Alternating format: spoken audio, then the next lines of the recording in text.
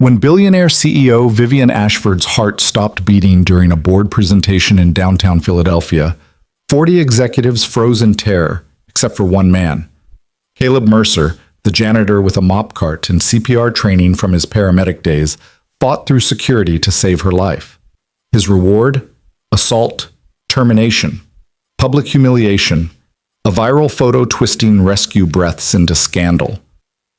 But when Vivien finally sees the truth on security footage, watches Caleb take punches while keeping her alive, she makes a vow that will shake her empire to its foundation. This is the story of the invisible man who refused to let anyone die unseen. If you're ready to hear how one moment of courage can expose an empire's darkest secrets, stay until the end. And please, hit that like button and drop a comment telling me what city you're watching from. I love seeing how far these stories travel. The fluorescent lights in the Ashford Industries boardroom cast everything in cold corporate white. 47th floor. Floor-to-ceiling windows overlooking Philadelphia's skyline. Mahogany table polished to a mirror shine. 23 executives in tailored suits, tablets glowing, faces arranged in carefully neutral expressions of attention.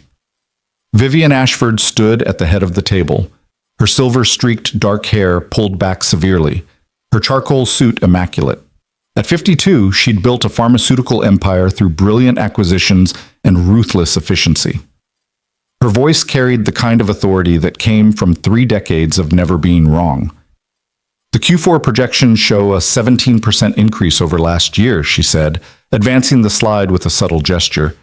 Our new distribution partnerships in the Midwest have exceeded... She stopped mid-sentence. Her hand went to her chest. Just a flutter. A strange tightness. CFO Gordon Price leaned forward, his perpetually tanned face creasing with concern that looked practiced. "Vivien?" "I'm fine," she said automatically. The words came out slightly breathless. "Just need a moment." She wasn't fine. The tightness became pressure. The pressure became pain, white-hot, radiating down her left arm. The room tilted sideways. Vivien heard someone gasp, heard her own tablet clatter against the mahogany, heard Gordon's voice from very far away saying her name. Then the floor rushed up to meet her, and everything went black. Yeah. 3 floors down, Caleb Mercer pushed his janitorial cart past the executive elevator bank, his shoulders aching from the double shift he'd pulled. At 34, he looked older, the kind of tired that came from sleeping 4 hours a night and carrying weight that had nothing to do with the cleaning supplies on his cart. His daughter Lily's school picture was taped inside his supply caddy, visible only when he opened it. 8 years old, gap-toothed smile, braids he'd learned to do from YouTube videos. The reason he worked 2 jobs, the reason he kept moving even when his body begged him to stop. "Mercer!" The facility's supervisor, a thick-necked man named Dale, appeared around the corner. "Executive floor. Someone spilled coffee in the main boardroom. They want it cleaned up now." Caleb nodded, already redirecting his cart toward the service elevator. "On it." "And Mercer? Don't dawdle. Those people don't like seeing the help." The words stung the way they always did, that casual dismissal, the reduction of his existence to something that needed to stay invisible. But Caleb just nodded again, stepped into the service elevator, and pressed 47. The ride-up was smooth and silent. Ashford Industries occupied the top 15 floors of this building, a glass and steel monument to pharmaceutical success. Caleb had been cleaning here for 8 months, ever since he'd lost his EMT certification over a DUI from 5 years ago. A mistake that followed him like a shadow, closing doors before he could even knock. The elevator doors opened onto chaos. "Someone call 911. She's not breathing. Do something!" Caleb's training kicked in before his brain caught up. He abandoned his cart and moved toward the commotion, his heart rate spiking, muscle memory overriding every instinct that screamed at him to stay invisible. The boardroom was packed with people forming a useless circle around someone on the floor. Executives stood frozen, their expensive suits and careful neutrality shattered by the one thing money couldn't control, sudden death. Caleb pushed through. "Move! Everyone move back!" Gordon Price's voice cut through the panic. "Who the hell are you?" "EMT," Caleb said, the old title coming automatically, even though it wasn't technically true anymore. He dropped to his knees beside Vivien Ashford.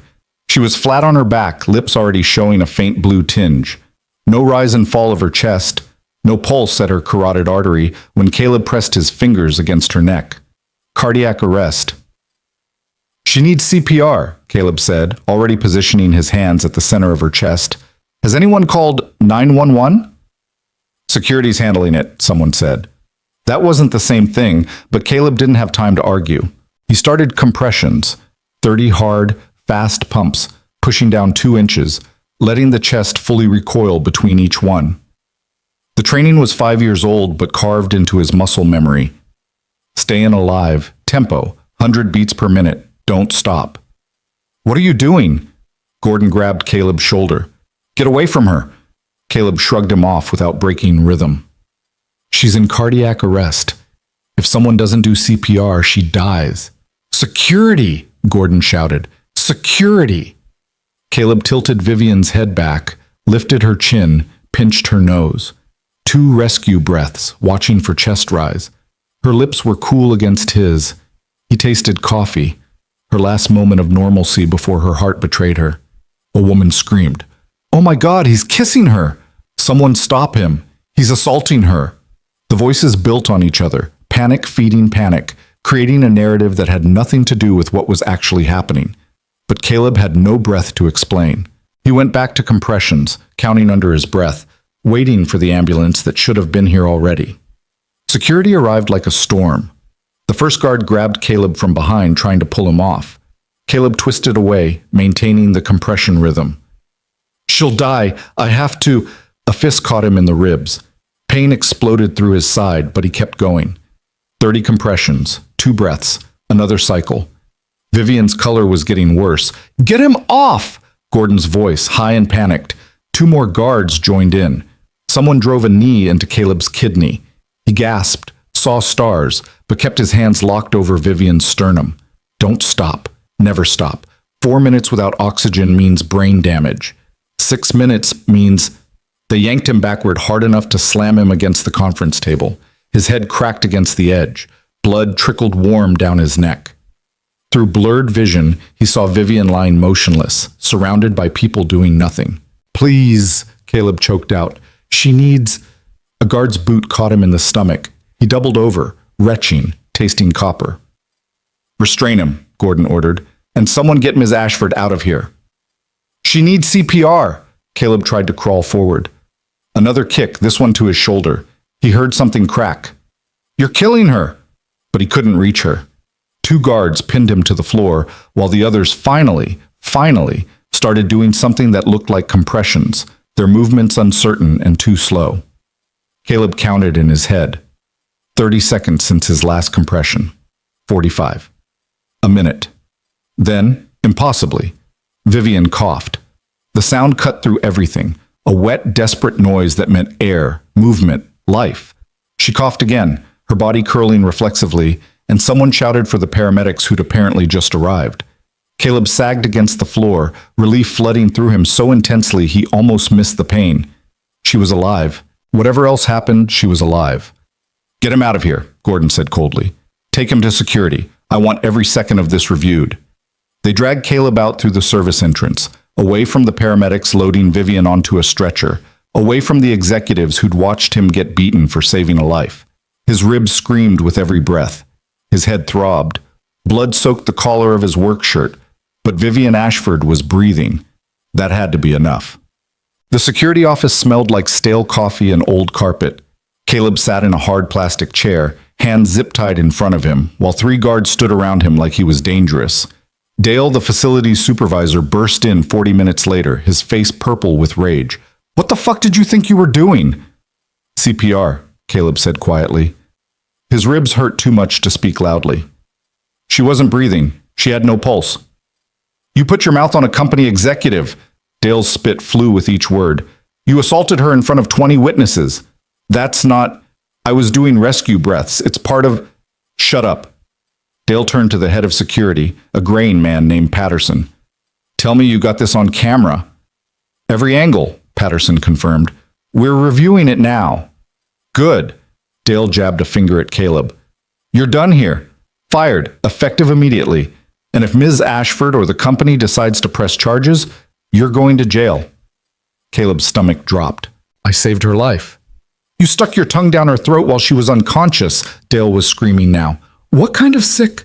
That's not what happened. Caleb's voice came out steadier than he felt. Check the footage. You'll see. I did everything right. She's alive because... Get him out of my building, Dale said. Now. They cut the zip ties and escorted Caleb to the service exit. Someone tossed his phone and wallet after him. The door slammed shut with the finality of a coffin lid. Caleb stood in the alley behind Ashford Industries, blood crusting in his hair, ribs screaming, shoulder possibly dislocated, and tried to remember how to breathe. His phone buzzed. A text from Mrs. Hattie Lane, his 70-year-old neighbor who watched Lily after school. Everything okay? You're usually home by now. Caleb's hands shook as he typed back. On my way. Had some trouble at work. He didn't know how to explain that trouble meant he'd just lost the better of his 2 jobs for the crime of keeping someone alive. The walk home took 40 minutes because Caleb couldn't afford the bus fare. Each step sent pain radiating through his ribs. His head pounded in rhythm with his heartbeat. People on the sidewalk gave him a wide berth, a black man with blood on his shirt, moving like something broken. Invisible until he looked dangerous. Then suddenly very visible. His apartment building was a 3-story walk-up in a neighborhood that real estate agents politely called transitional. Cracked sidewalks, graffiti on the bus shelter, the bodega on the corner with bars on the windows. Caleb had lived here for 2 years because the rent was $600 a month and the landlord didn't do credit checks. Mrs. Hattie's door opened before he reached his own. She took one look at him and gasped. Sweet mercy, child, what happened? I'm okay, Caleb lied. Is Lily... Watching cartoons in your place. Gave her dinner already. Mac and cheese. Hope that's all right. Mrs. Is. Hattie grabbed his arm, gentle around what looked like emerging bruises. You need a hospital. Can't afford it. Caleb tried for a smile. Thanks for watching her, Mrs. H. I'll get you back this week's sitting money. Boy, hush. You know I don't watch that baby for money. She studied his face with eyes that had seen too much life to be fooled by anyone's brave face. You in trouble? I don't know yet, Caleb admitted. Maybe, Lily's voice called from inside his apartment. Dad? Be right there, baby girl, Caleb called back, then lowered his voice. Don't tell her what I look like, okay? I'll clean up first. Mrs. Hattie squeezed his hand. You're a good father, Caleb Mercer. Whatever happened, you remember that. Inside his apartment, 400 square feet of peeling linoleum and hand-me-down furniture, Caleb locked himself in the bathroom and assessed the damage. His reflection looked like something from a crime scene. Blood matted his hair. A bruise was already spreading across his cheekbone. His work shirt was torn and stained. He stripped carefully, gasping when the movement pulled at his ribs. Definitely cracked, maybe broken. His shoulder throbbed, but moved when he tested it, dislocated and popped back in during the struggle, probably. The shower ran cold because the water heater was broken again, but Caleb gritted his teeth and washed away the blood. Watched it swirl pink down the drain and tried not to think about what happened next. No job meant no rent money. No rent money meant eviction. Eviction meant... He couldn't let himself finish that thought. When he emerged in clean clothes, sweatpants and a hoodie that hid the bruises, Lily was sitting on their second-hand couch, her homework spread across the coffee table. She looked up and smiled, and Caleb's heart clenched with love so fierce it hurt worse than his ribs. You're late, she said, but her tone was gentle. At 8, she already knew not to push too hard about things that made her dad look sad. I know, baby. I'm sorry. Caleb sat down carefully, trying not to wince. How was school? Good. We're learning about the water cycle. She showed him a diagram she'd drawn. Clouds, rain, rivers, ocean, repeat. Mrs. Patterson says I'm really good at science. That's because you're brilliant. Caleb pulled her close, breathing in the smell of her strawberry shampoo. The most brilliant kid I know. Dad? Lily looked up at him. Are you sick? You sound funny. Just tired, baby girl. Long day. He kissed the top of her head. You finish your homework. I need to make some calls, okay? What he actually needed was to figure out how to survive what was coming. The next morning, Caleb's phone exploded. The first notification was an email from Ashford Industries HR. Your employment has been terminated effective immediately for gross misconduct and violation of company policy. Final paycheck will be mailed within 72 hours. The second was a text from his other job, night shift warehouse work. Saw the news. Can't have you here. Sorry, man. Caleb's hands went numb. What news? He opened his browser and immediately wished he hadn't. The headline from Philadelphia Daily Pulse screamed, "Janitor fired after inappropriate contact with CEO." Below it, a photograph. Grainy security camera still. Caleb leaning over Vivien Ashford, his mouth near hers, her body limp beneath him. The angle made it look nothing like CPR. It looked like exactly what those executives had screamed about. Assault. The article was worse. Ashford Industries confirmed yesterday that a janitorial employee was terminated following an incident during a medical emergency involving CEO Vivien Ashford. While details remain unclear, sources indicate the employee made inappropriate physical contact with Ms. Ashford while she was unconscious. The company released a statement emphasizing their commitment to employee safety and zero-tolerance policy for misconduct. The terminated employee has not been charged, but the investigation is ongoing. Caleb's vision blurred. They turned it into this, turned saving a life into something sick and criminal, and they'd leaked just enough information to destroy him without giving him a chance to defend himself. His phone rang. Unknown number. He answered out of habit. "Mr. Mercer?" A woman's voice, crisp and professional. "This is Jennifer Walsh from Channel 6 News. We'd like to get your side of the story regarding the incident at Ashford Industries. Would you be willing to—" Caleb hung up. The phone rang again immediately. Different number. He let it go to voicemail. By noon, there were 43 missed calls, 200 unread texts, and the story had been picked up by 3 more news outlets. Someone had posted his name and address on social media with the caption, "This is the creep who assaulted Vivien Ashford. Make sure everyone knows." Caleb sat on his couch, staring at his phone, and felt the world crushing down on him. A knock on the door made him jump. "Mr. Mercer?" A man's voice, official sounding. "I'm with property management. We need to discuss your lease." Caleb opened the door to find a thin man in a cheap suit holding a clipboard. Behind him, the landlord, a perpetually angry man named Kozlowski, loomed like a threat. "You're 3 days from rent due," Kozlowski said without preamble. "And I'm hearing you lost your jobs. Both of them." "I'll have it," Caleb said. The lie tasted like ash. I need reliable tenants, not child molesters." The words hit like a physical blow. That's not what, I seen the news, saw what you did." Kozlowski's face twisted with disgust. "I want you out. End of the week." "That's illegal," Caleb said desperately. "You can't evict me without—" "Then I'll start eviction proceedings. Either way, you're gone." Kozlowski turned to leave. "And if you don't go quiet, I'll make sure every landlord in Philadelphia knows what you are." The door slammed. Caleb stood there, his daughter's homework still spread across the coffee table, and felt the last solid ground crumble beneath his feet. That afternoon, Lily came home from school crying. Mrs. Hattie brought her to the door, her face creased with worry. Some kids were saying things about that news story. Lily ran past them both, straight to her room, and slammed the door. Caleb followed, knocking gently. "Lily, baby girl, can I come in?" Silence. "Lily, please, talk to me." The door opened a crack. His daughter's face was blotchy and tear-stained. "Madison's mom says you're a bad person. She says you hurt someone." Caleb's heart shattered. He knelt down to her level, ignoring the screaming pain in his ribs. "Baby, I didn't hurt anyone. I helped someone. A woman was very sick, and I helped make her better. But some people don't understand that, and they're saying things that aren't true." "Then why did they fire you?" Lily's voice was so small. "Because—" Caleb searched for words that would make sense to an 8-year-old, came up empty. "Because sometimes grown-ups make mistakes. But I promise you, I didn't do anything wrong. I saved a woman's life." "Then why is everyone so mad at you?" "I don't know, baby girl. I really don't know." Lily threw her arms around his neck, sobbing into his shoulder. Caleb held her and felt his own tears finally come, silent, hot, endless.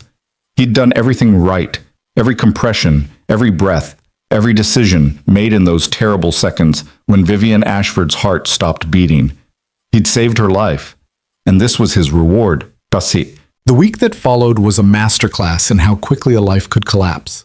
Caleb applied to 17 jobs, got 3 callbacks, lost all 3 when they Googled his name and found the articles. The eviction notice came on Thursday, formal, legal, stamped with the kind of bureaucratic finality that didn't care about context or truth. His bank account dwindled to $47. He sold his TV, his laptop, anything that might bring in cash. It wasn't enough. Lily stopped talking at school. Her teacher called, concerned. Caleb took the call in the parking lot of a grocery store where he'd been hoping to find day labor work and promised he'd handle it and had no idea how. The internet was merciless. The photo had spawned memes. Dozens of strangers who'd never met him, never spoken to him, had decided they knew exactly who he was. Predator, pervert, criminal. Someone spray-painted rapist on his building's front door. Mrs. Hattie scrubbed it off at 3 in the morning, but Lily had already seen it. And through it all, Caleb's body was breaking down.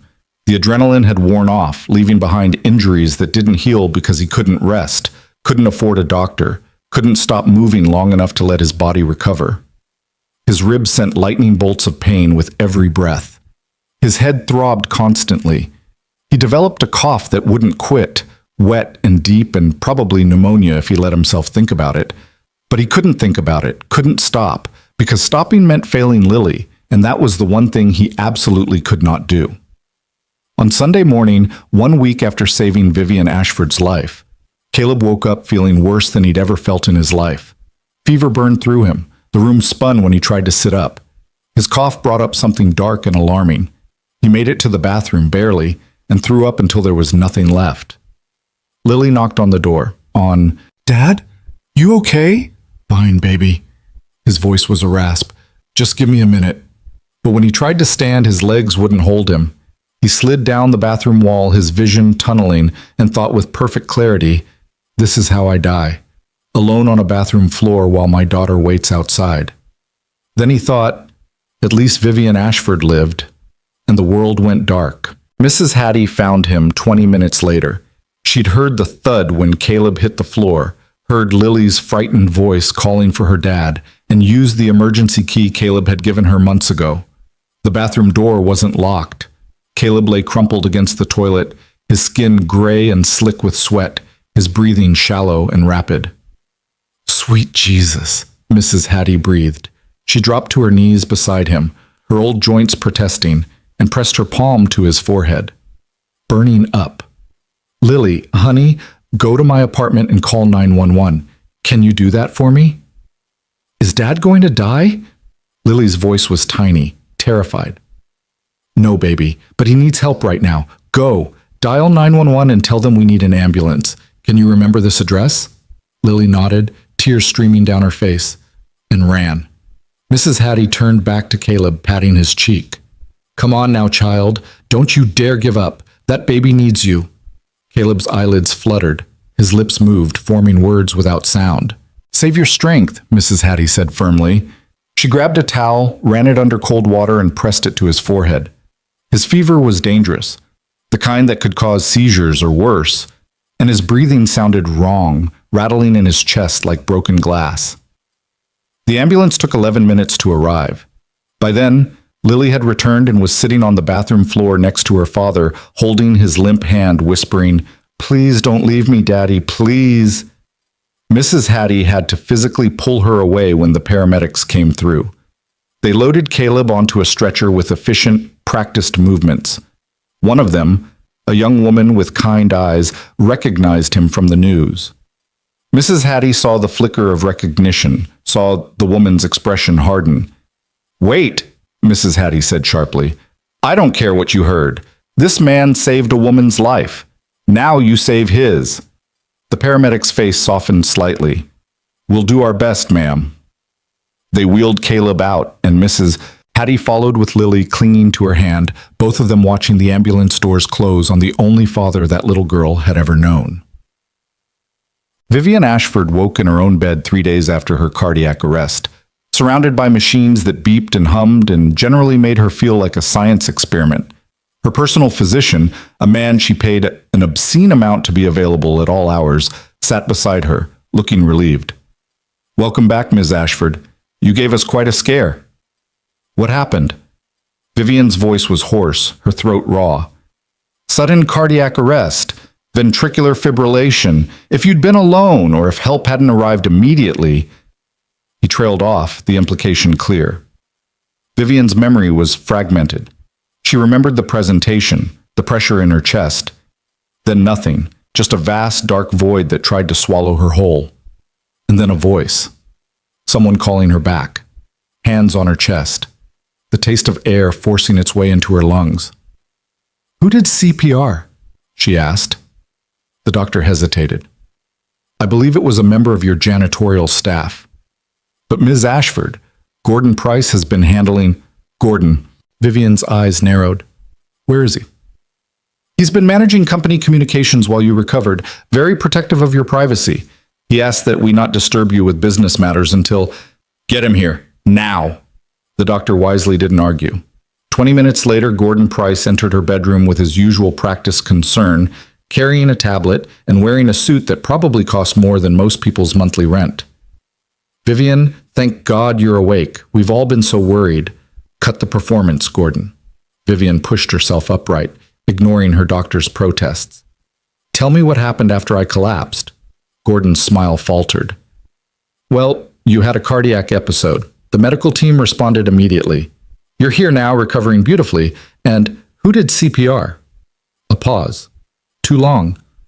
"One of the cleaning staff intervened. Inappropriately." "Inappropriately." Vivien's voice went cold. "Explain." Gordon set his tablet down and adopted the tone of someone delivering unfortunate news. "A janitor named Caleb Mercer forced his way into the boardroom during your medical crisis. He physically assaulted you while you were unconscious, put his mouth on yours, made contact that was completely inappropriate. Several executives witnessed it and were understandably traumatized. Security had to physically remove him." Vivien stared at him. "He did CPR." "He claimed it was CPR. The optics were very disturbing, Vivien. We have a photograph that's... well, it doesn't look good. We terminated his employment immediately and released a statement protecting both you and the company from..." "You fired the man who saved my life? He assaulted you!" Gordon's voice rose slightly, then he caught himself.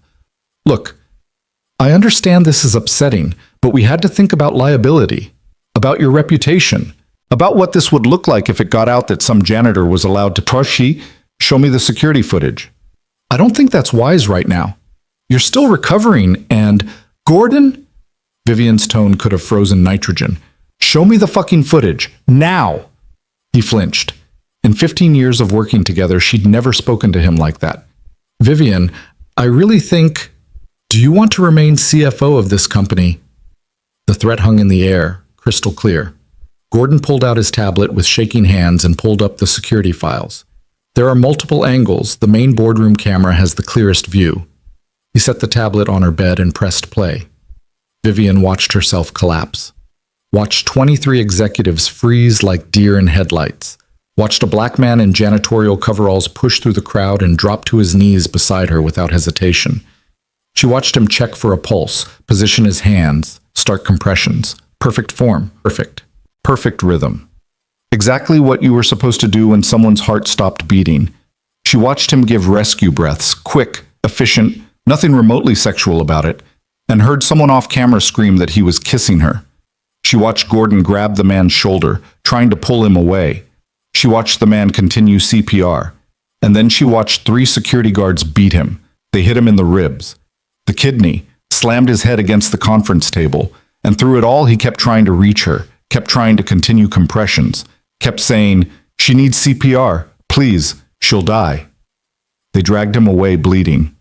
And 30 seconds later, exactly as long as it took for someone else to start inadequate compressions, Vivien watched herself cough back to life. The video ended. Vivien looked up at Gordon. Her voice was very, very quiet.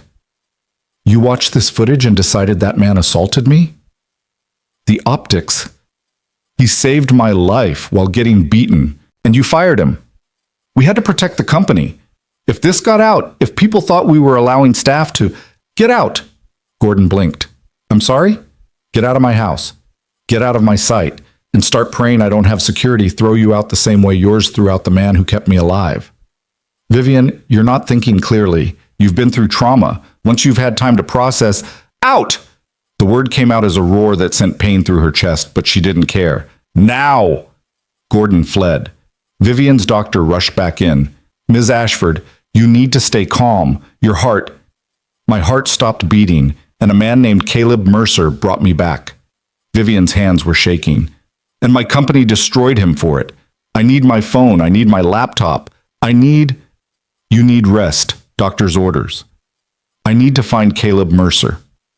It took her 2 days to get strong enough to leave bed.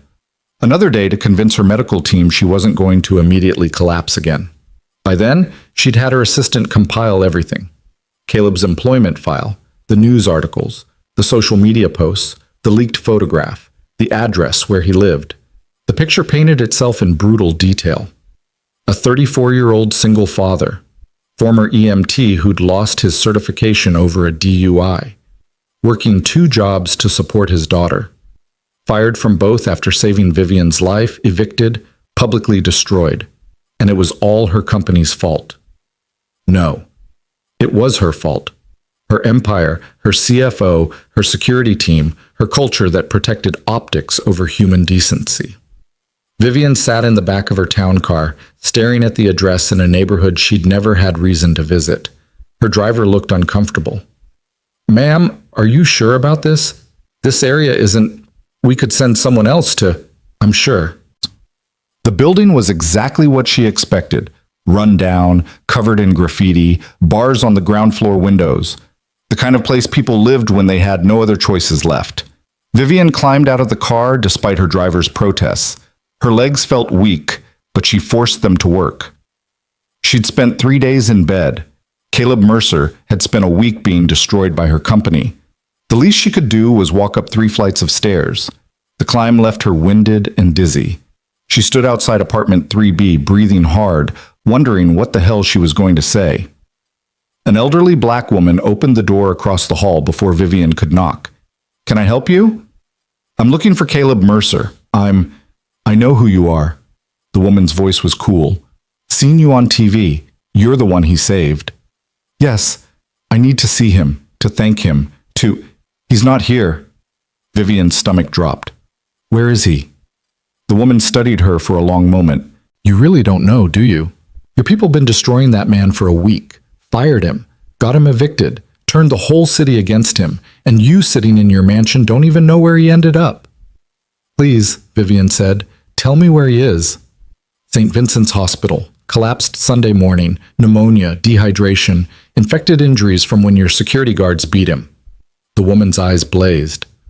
That man kept you alive while they hit him. Now he's the one fighting to stay breathing. The world tilted. Vivien grabbed the doorframe. Which hospital? St. Vincent's, but his daughter's here. Lily. I've been watching her while he's gone. The woman's expression shifted slightly. She don't need to know her daddy might die because he saved the wrong person's life. I need to see her, please. You need to leave that child alone. The woman stepped forward, blocking her apartment door. You and your company done enough damage. I'm going to fix this. Vivien's voice cracked. I swear to you, I'm going to fix this. Words are easy. That man lying in a hospital bed because he believed in doing the right thing. You want to fix something? Start by telling the truth about what he did. Vivien nodded, tears burning in her eyes. I will. I promise. She stumbled back down the stairs, her heart pounding too hard, her breath coming in gasps. Her driver rushed to help her into the car. St. Vincent's Hospital, Vivien said. Now. The hospital's ICU was a maze of beeping machines and antiseptic smell. Vivien lied to the front desk, said she was family, and a tired nurse directed her to room 437. Caleb Mercer lay in the bed looking like he'd been through a war. IV lines ran into both arms. An oxygen mask covered his nose and mouth. Monitors tracked his vitals in steady, fragile rhythms. His face was a map of bruises, some faded to yellow, others still purple-black. His chart hung at the foot of the bed: bacterial pneumonia, severe dehydration, 3 cracked ribs, concussion. Vivien stood in the doorway and felt something crack open inside her chest. This man had saved her life, and this was how she'd repaid him. She pulled a chair to his bedside and sat down, her own body protesting the movement. Up close, she could see more details: the calluses on his hands from hard work, the scar above his left eyebrow, the way his chest hitched with each breath like even unconscious. His body was still fighting. "I'm sorry," she whispered. "I'm so sorry." Caleb's eyes opened, just a crack, foggy with medication and fever. "You're alive," he rasped through the oxygen mask. "Because of you." Vivien leaned forward. "Mr. Mercer, I saw the security footage. I know what you did, what they did to you." He tried to speak, coughed instead. The sound was wet and painful. "Don't talk. Please, just listen." Vivien pulled out her phone and opened a document. "I'm having my legal team draft a formal statement clearing your name completely. I'm going to personally make sure every news outlet that ran that story prints a retraction. I'm going to, Lily." The word came out desperate. "My daughter, where?" "She's safe. Your neighbor is taking care of her. Mrs. Hattie, Mrs. Lane." Caleb's eyes were starting to clear, focusing on her with an intensity that made Vivien want to look away. "You shouldn't be here. Your company will. My company will do exactly what I tell them to do." Vivien's voice turned to steel. "And what I'm telling them is that you are not the villain in this story. They are." "Nobody's going to believe that." Caleb coughed again, his whole body spasming with the effort. "I'm just the help. You're Vivien Ashford. You're the man who saved my life while getting beaten for it."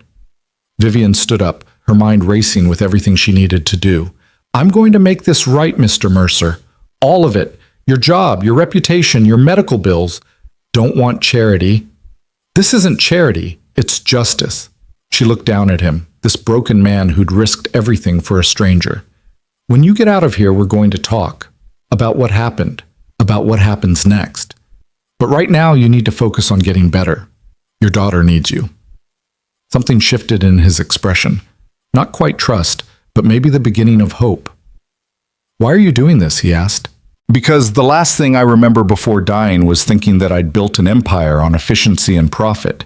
And the first thing I learned after coming back was that my empire values its image more than human life." Vivien's throat tightened. "You deserve better. You deserve better. And I'm going to spend however long it takes making sure you get it."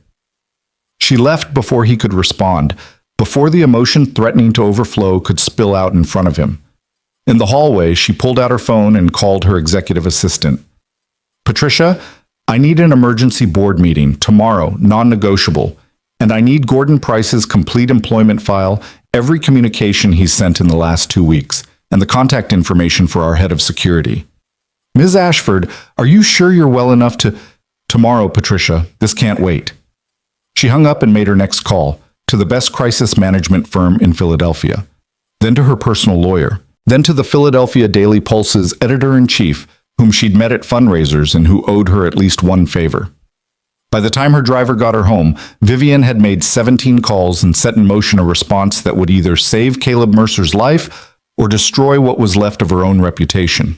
She didn't care which. Some things mattered more than optics. Caleb drifted in and out of consciousness for the next 36 hours. The antibiotics were working, but slowly, his body too run down from weeks of stress and inadequate food to mount a quick defense. In his fever dreams, he relived that boardroom over and over. Vivien's blue lips, the executives screaming, the guards' fists, the terrible certainty that he'd failed. Then he'd wake up to the steady beep of monitors and remember. She'd lived. Whatever else happened, Vivien Ashford was alive. On Tuesday afternoon, his nurse, a no-nonsense woman named Patricia, came in with his medication and a small smile. "You've got visitors," she said. A very persistent 8-year-old and the neighbor who wouldn't take no for an answer. Caleb's heart surged. Lily? Hospital policy says no kids in ICU, but your Mrs. Lane made a compelling case. Patricia winked. 5 minutes. Don't tell my supervisor. Then Lily was there, climbing carefully onto his bed, her small body warm and solid and real against his side. She smelled like Mrs. Hattie's lavender soap. "Hi, baby girl," Caleb whispered, wrapping his arm around her. "You scared me." Lily's voice was muffled against his hospital gown. "You promised you wouldn't leave." "I'm not leaving. I'm right here." He kissed the top of her head. "I'm going to get better, and then we're going to figure everything out. I promise." Mrs. Hattie stood at the foot of the bed, her eyes shining with tears she was too proud to shed. That woman came by, Vivien Ashford, said she's going to make things right.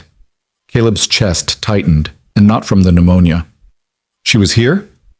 "At the apartment first, then she went looking for you." Mrs. Hattie pulled out her phone and showed him the screen. "This went live an hour ago."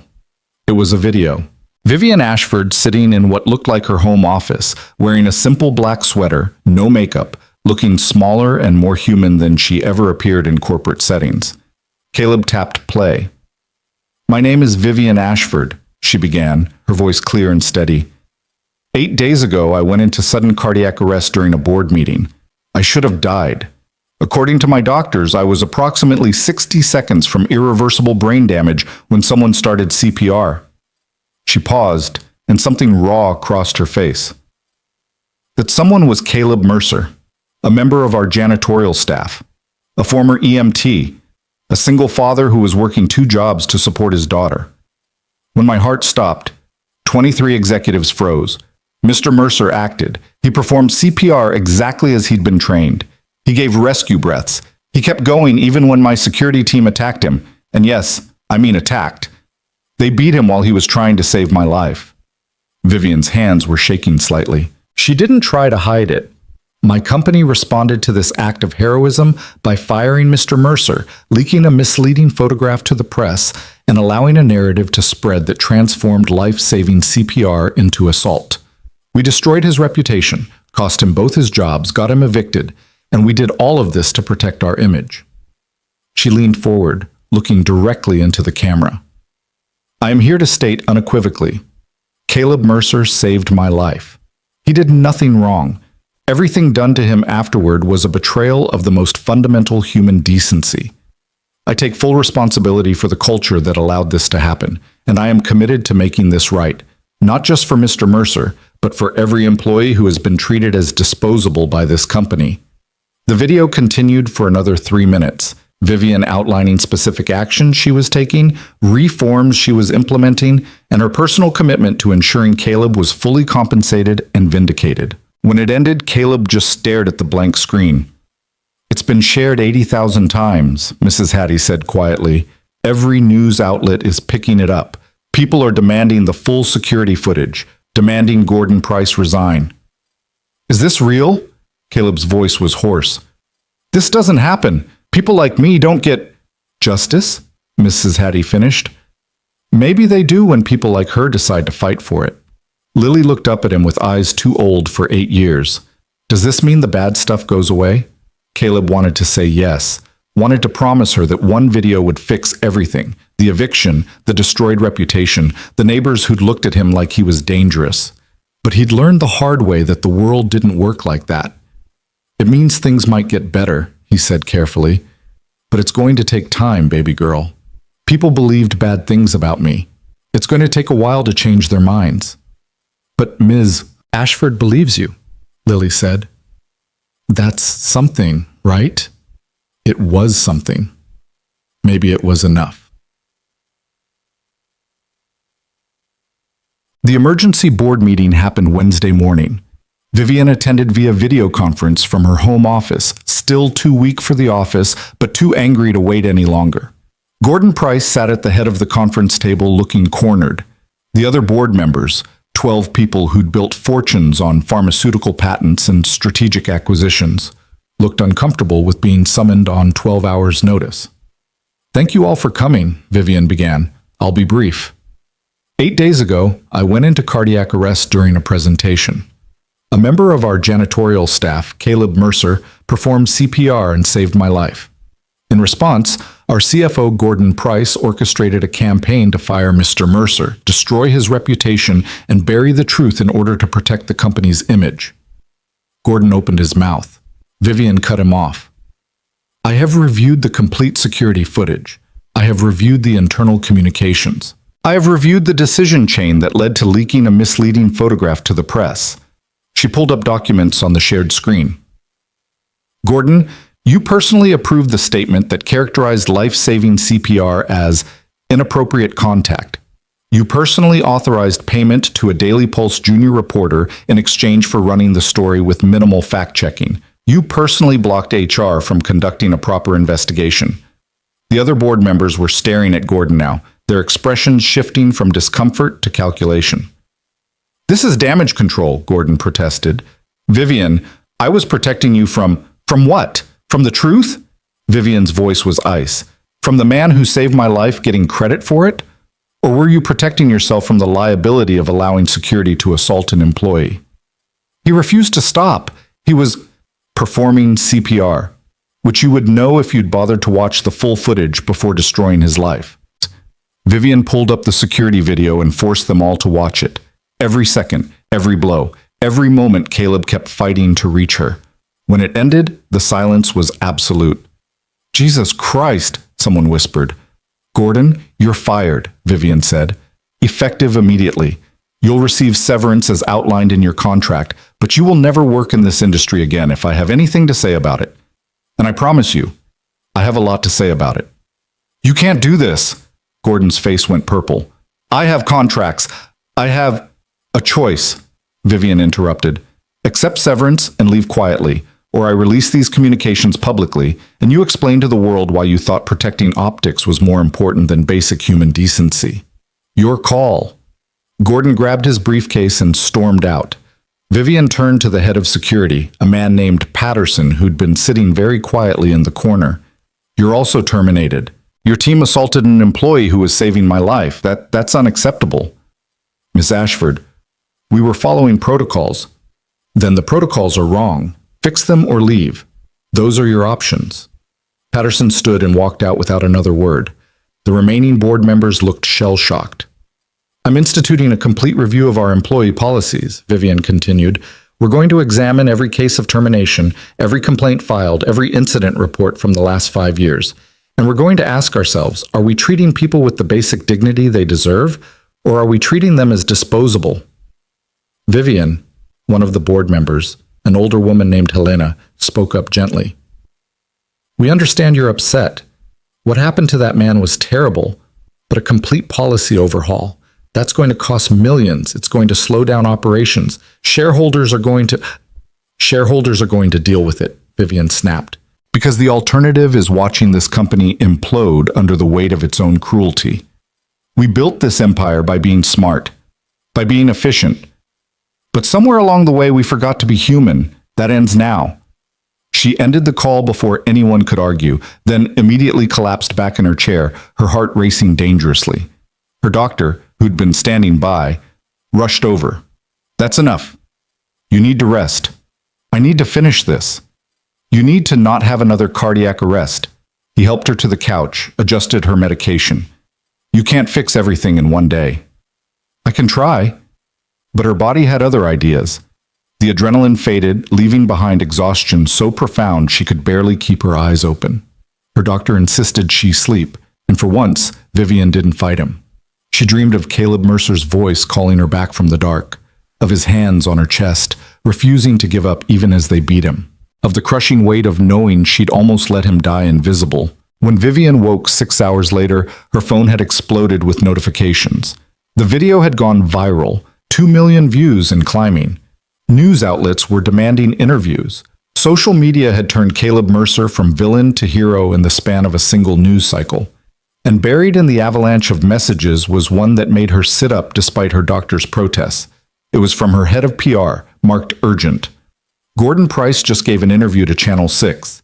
He's claiming you're having a mental breakdown and that Caleb Mercer manipulated you while you were vulnerable. They're airing it tonight at 6. Vivien checked the time. 5:45. She turned on the television and waited, her jaw clenched so tight it ached. Gordon appeared on screen at exactly 6 o'clock, sitting in someone's tastefully decorated living room, wearing a concerned expression that would have been convincing if Vivien hadn't worked with him for 15 years. "I want to be clear," Gordon was saying. "I have nothing but respect for Vivien Ashford. She built an incredible company, but she's not well. She went through a traumatic medical event, and I think, and her doctors would probably agree, that she's not in a position to make sound decisions right now." The interviewer, a sharp-eyed woman named Rebecca Torres, leaned forward. "Are you suggesting Ms. Ashford's statement about Caleb Mercer was inaccurate?" "I'm suggesting she's viewing the incident through the lens of trauma and gratitude, which is understandable. But the fact remains that this man, this janitor, put his mouth on her while she was unconscious, in front of witnesses. That's not appropriate, regardless of his intentions. The security footage shows him performing CPR. The security footage shows what looks like CPR, but we don't know what his actual training was. We don't know what his motivations were." Gordon's voice dropped to something that sounded like sympathy. "Look, I feel for the guy. I really do. But Vivien's not thinking clearly. She fired me for trying to protect her. She's talking about policy overhauls that could cost the company hundreds of millions. That's not the rational, brilliant CEO I've worked with for over a decade. That's someone who needs help." Vivien felt rage ignite in her chest, white hot and clarifying. She grabbed her phone and called Rebecca Torres directly. The reporter answered on the second ring. "Ms. Ashford, I'm in the middle of—" "I know, I'm watching. Give me 2 minutes of airtime, right now, live." Rebecca hesitated for exactly 3 seconds. Then Vivien heard her say off camera, "Keep Gordon talking. We've got a live call coming in." 30 seconds later, Vivien was on speaker, her voice broadcasting into living rooms across Philadelphia. "Gordon," she said, her tone pleasant and deadly, "thank you for your concern about my mental health. Let me address it directly. I'm not having a breakdown. I am having a reckoning. There's a difference." Gordon's face on screen went pale. "You want to talk about appropriate behavior?" Vivien continued. "Let's talk about how you paid a reporter $3,000 to run a story without fact-checking. Let's talk about how you personally reviewed security footage showing Caleb Mercer being assaulted while saving my life and decided the appropriate response was to fire him. Let's talk about the internal memo you sent to HR saying, and I quote, 'We cannot allow the optics of a black male employee putting his hands on Ms. Ashford to become public in any positive context.'" She heard Rebecca's sharp intake of breath. "That memo is time-stamped 2 hours after my cardiac arrest," Vivien said. "Which means, while I was fighting for my life in a hospital, you were already crafting a narrative to destroy the man who saved me. And you want to tell the public that I'm the one not thinking clearly?" Gordon tried to speak. Vivien rolled over him. "I have documentation of everything, every payment, every communication, every decision you made to prioritize image over truth. And if you continue this campaign to discredit me or Caleb Mercer, I will release all of it. So here's my suggestion, Gordon. Take your severance, disappear quietly, and count yourself lucky that I'm not pursuing criminal charges for assault conspiracy." She hung up. The silence from the television lasted exactly 5 seconds before Rebecca Torres said, "Well, I think we just got our answer about Ms. Ashford's mental clarity." Vivien turned off the TV and immediately called her lawyer. "I need everything we have on Gordon Price ready for potential release. Every email, every memo, every payment record. If he gives one more interview, we bury him." "Consider it done," her lawyer said. "Vivien, are you sure you want to go this hard? This could get very ugly very quickly." "It's already ugly. I'm just making sure everyone can see it clearly." She ended the call and sat in the sudden quiet of her bedroom, her heart pounding too fast again, her body reminding her that she was supposed to be recovering, not waging war. But some wars couldn't wait for convenient timing.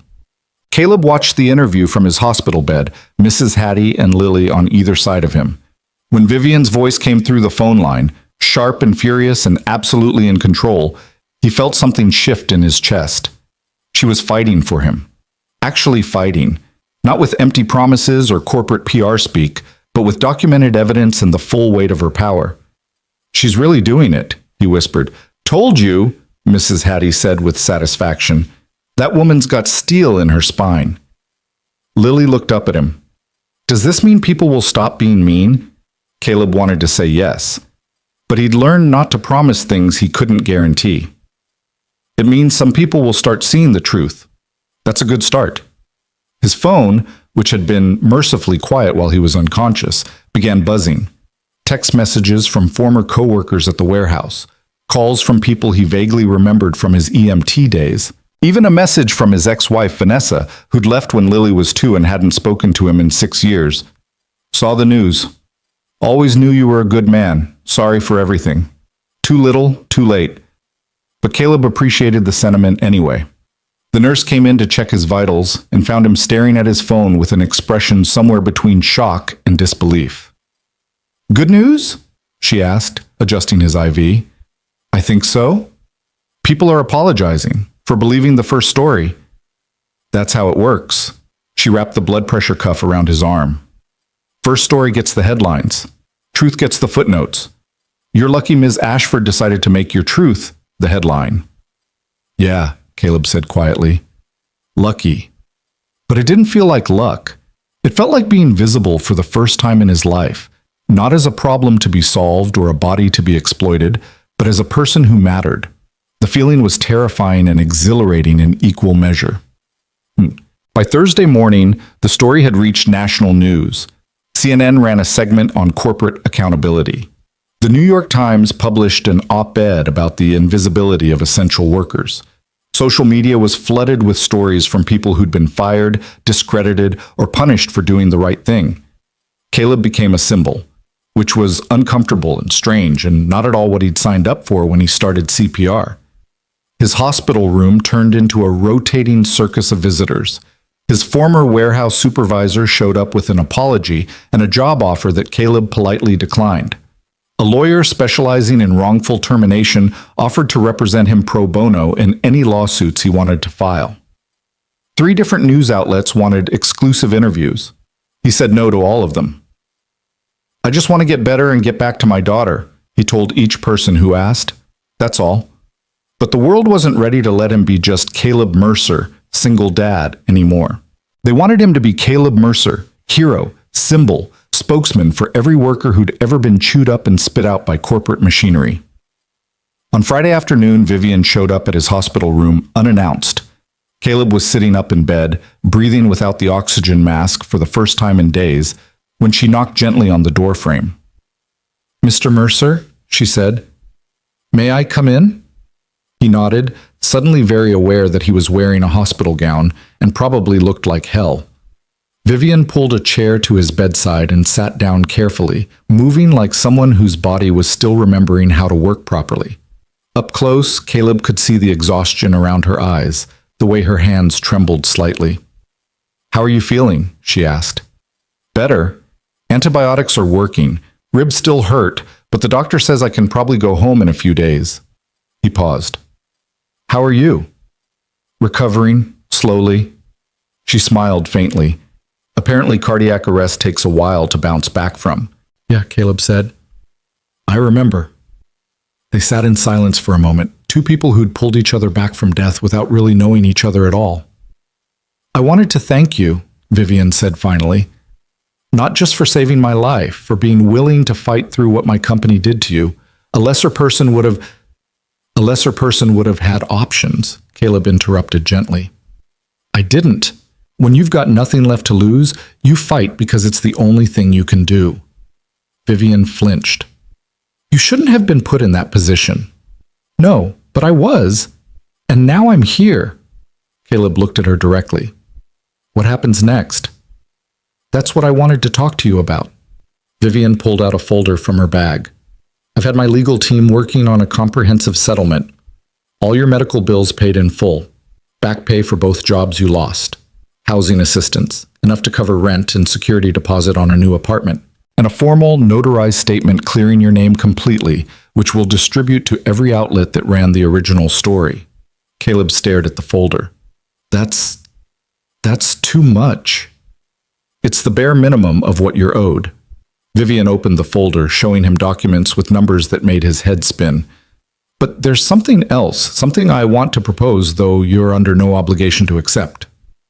What? I want to create a new position at Ashford Industries, Director of Employee Welfare, someone who advocates for the workers everyone else forgets about, someone who can identify problems before they become catastrophes, someone who understands what it's like to be invisible. She paused. I want that person to be you. Caleb's brain short-circuited.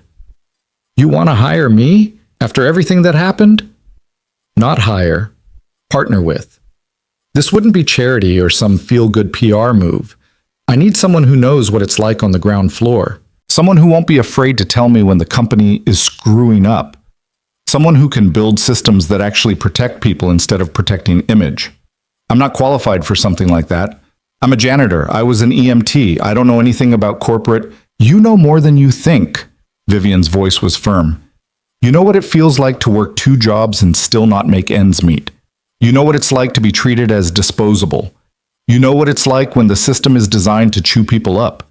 That's exactly the expertise I need. Caleb's hands were shaking. He pressed them flat against his thighs. Why me? You could hire someone with degrees, experience, actual credentials. Because someone with credentials would design programs that look good on paper and do nothing in practice. Vivien leaned forward. I don't want good optics, Mr. Mercer. I want real change, and I think you're the person who can help me build it. I need to think about it, Caleb said. I need to talk to my daughter. I need to take all the time you need, Vivien said. The offer stands whenever you're ready. But Caleb? She used his first name for the first time. You saved my life. Now let me help you build one worth living. She left the folder on his bedside table and walked out, leaving Caleb staring at documents that promised a future he'd never dared to imagine. Mrs. Hattie brought Lily to visit that evening. His daughter climbed carefully onto the bed, curled against his side, and said, The kids at school are being nice again. Madison's mom apologized for saying you were bad. That's good, baby girl. Mrs. Hattie says we might get a new apartment, one without roaches. Caleb's throat tightened. Yeah, maybe. And she says maybe you're going to have a new job, an important one. He looked over Lily's head at Mrs. Hattie, who shrugged unapologetically. Child's been through enough. She deserves to know good things are coming. Are they? Lily asked, her voice very small. Good things?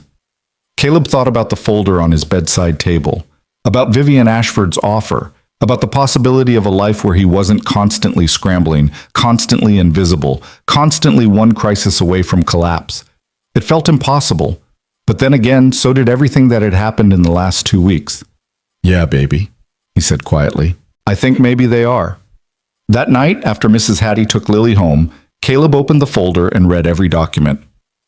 The settlement was generous, more money than he'd made in the last 3 years combined.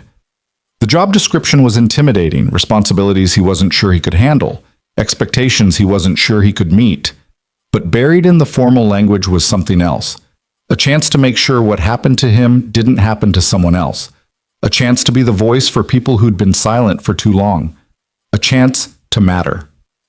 His phone buzzed. A text from an unknown number. This is Vivien. No pressure on the job. But if you decide yes, we start building something real. If you decide no, the settlement stands and I'll still fight to make things right. You don't owe me anything, but I hope you'll consider it. VA. Caleb stared at the message for a long time. Then he typed back, I'll think about it, and thank you for everything. The response came immediately. Thank you for not giving up, on me or yourself. Caleb was discharged from the hospital on Monday, 11 days after collapsing on his bathroom floor. The doctors wanted him to stay longer, but his insurance, which Vivien had quietly upgraded without telling him, only covered so much, and he was desperate to get back to Lily. Mrs. Hattie picked him up in her ancient Toyota, chattering the whole drive about how Lily had been doing in school, how the apartment manager had been sniffing around asking questions, how the whole neighborhood was buzzing about their hero. You're famous now, she said, pulling up to their building. Everybody knows what you did. I just want things to go back to normal, Caleb said. Honey, normal wasn't working for you. Maybe famous is better. The apartment felt different when he walked in. Not physically, still the same cramped space with peeling paint and questionable plumbing. But the atmosphere had shifted. Lily had drawn a "Welcome Home, Daddy" sign and taped it to the wall. Someone had left a casserole on the counter with a note. From 2B, proud to have a hero in the building. Caleb sat on the couch and felt tears threaten for the first time since all of this started. He'd been so focused on surviving, on fighting, on just making it through each day that he hadn't let himself feel the weight of it. Now, in the quiet safety of his home with his daughter asleep in the next room, it all crashed down. He cried silently, his shoulders shaking, his breath hitching in his damaged ribs. Cried for the week he'd spent being destroyed, for the fear that he'd failed Lily, for the humiliation and pain and desperate clawing hopelessness. And then he cried from relief, because he'd survived, because Vivien had fought for him, because maybe, just maybe, things were going to be okay. When Lily woke up and found him on the couch, she crawled into his lap without a word and held him the way he'd held her through every nightmare, every hard day, every moment when the world felt too big and scary. "I love you, Daddy," she whispered. "I love you too, baby girl, so much." They sat like that until the morning light started filtering through the windows, two people who'd survived something terrible and were still here, still together, still fighting. The next morning, Caleb called Vivien. She answered on the second ring. "Mr. Mercer, how are you feeling?" "Sore, tired, but alive." He took a breath. "I've been thinking about your offer." "And?" "I want to say yes, but I need to be honest with you. I don't know if I can do this. I don't have the education or the experience or the—" "Caleb," Vivien's voice was gentle but firm. "I'm not asking you to have all the answers. I'm asking you to help me ask the right questions. Can you do that?" He thought about every time he'd watched a coworker get fired for being sick, every time he'd seen someone choose between rent and food, every time the system had chewed up someone who deserved better. "Yeah," he said. "I can do that." "Then we start next week. I'm setting up an office for you at headquarters. You'll have a team, a budget, and full authority to investigate any employee welfare concerns. You report directly to me, and you have my complete support to make whatever changes you think are necessary. What if I screw up? Then we learn from it and try again." He could hear the smile in her voice. "Caleb, I didn't survive cardiac arrest just to play it safe. Let's build something that matters." After they hung up, Caleb sat with his phone in his hand and tried to process what he'd just agreed to. Director of Employee Welfare at one of the biggest pharmaceutical companies in the region. It was absurd. It was terrifying. It was the chance of a lifetime. Mrs. Hattie knocked on his door an hour later with Lily in tow. "Got a delivery for you downstairs. Big fancy car. Driver says it's from Ms. Ashford." Caleb went down to find a moving truck parked at the curb. The driver handed him an envelope. Inside was a key and a note in Vivien's handwriting. "New apartment. 3-bedroom, safe neighborhood, good schools. First year's rent paid. You need stability to do this work. Consider it an investment in the program. VA." The address was in a neighborhood Caleb had driven through but never imagined living in. Tree-lined streets, parks, a coffee shop on the corner. He looked at Mrs. Hattie, who was reading over his shoulder. "Well," she said, "what are you waiting for? Let's go see your new home." The apartment was on the second floor of a well-maintained building. Hardwood floors, big windows, a kitchen that didn't have exposed wiring. 3 bedrooms, one for him, one for Lily, and one that could be an office or a guest room or just space to breathe. Lily ran from room to room, her delighted squeals echoing off the walls. "Dad, there's a bathtub, a real bathtub." Mrs. Hattie squeezed his arm. "You did good, child. You fought for what was right, and now you get to build something beautiful. Don't you dare doubt yourself." "What if I'm not enough?" Caleb whispered. "You jumped into that boardroom when everyone else froze. You kept doing CPR while they beat you. You survived pneumonia and public humiliation and kept getting up." She turned him to face her, her eyes fierce. "If that's not enough, nothing is." Oh, the following Monday, Caleb walked into Ashford Industries headquarters wearing a suit Mrs. Hattie had insisted on buying him, second-hand but tailored to fit, making him look like someone who belonged in a corporate building. The lobby receptionist directed him to the 43rd floor, his new office. Vivien was waiting when the elevator doors opened. She looked stronger than when he'd seen her in the hospital, though still moving carefully. "Welcome," she said, extending her hand. Ready to change some lives? Ready to try, Caleb said, shaking her hand.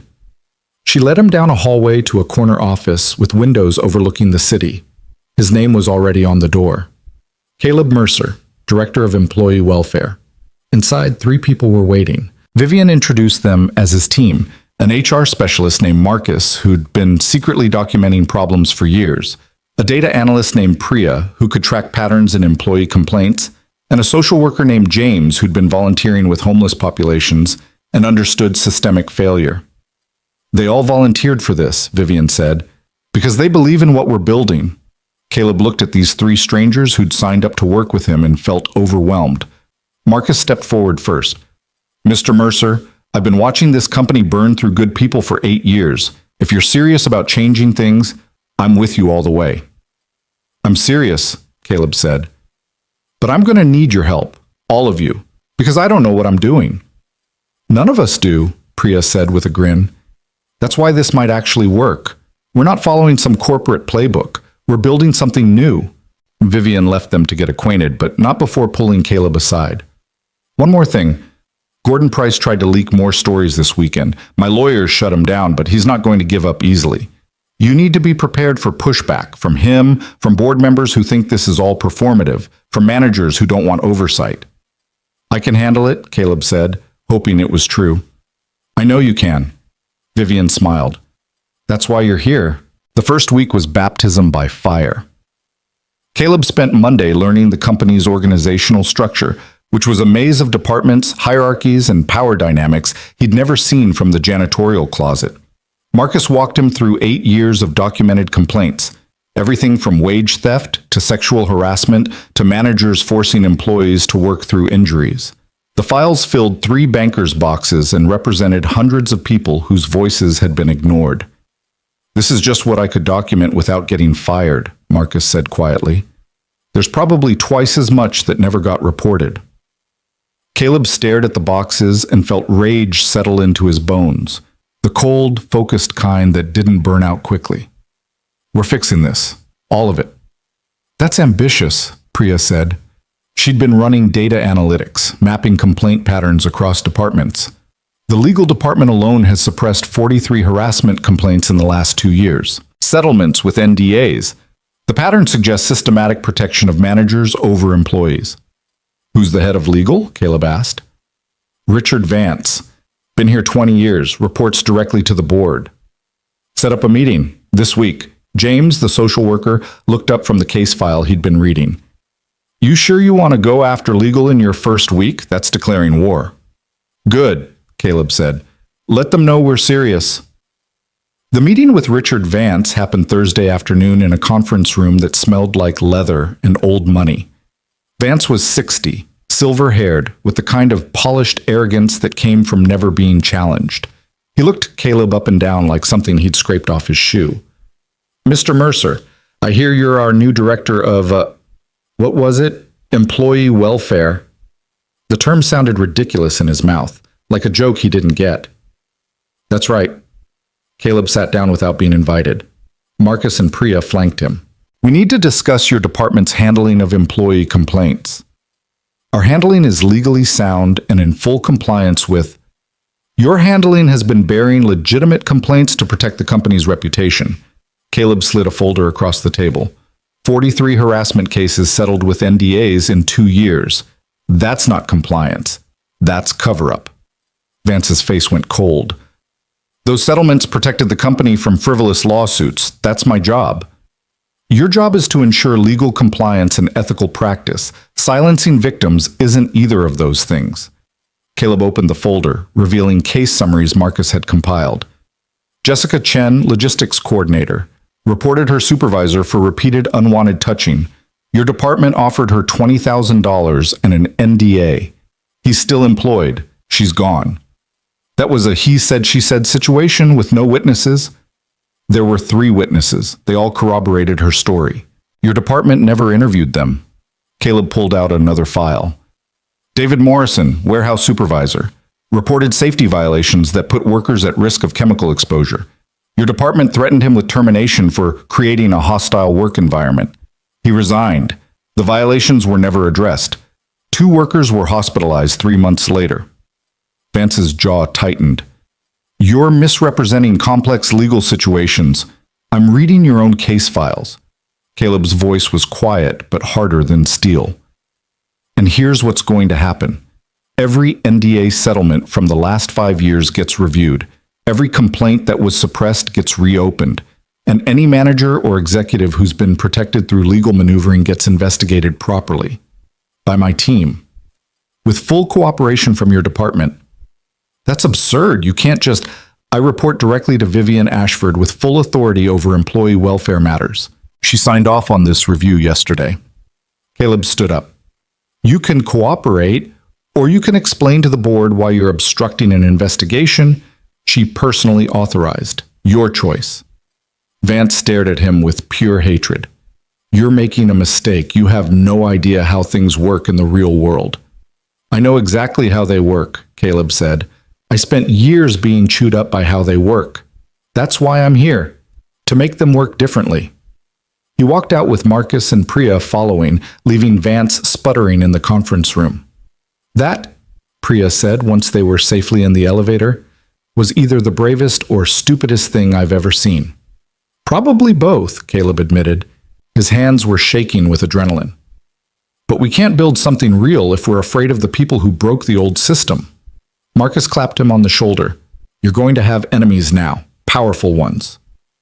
Good, let them come.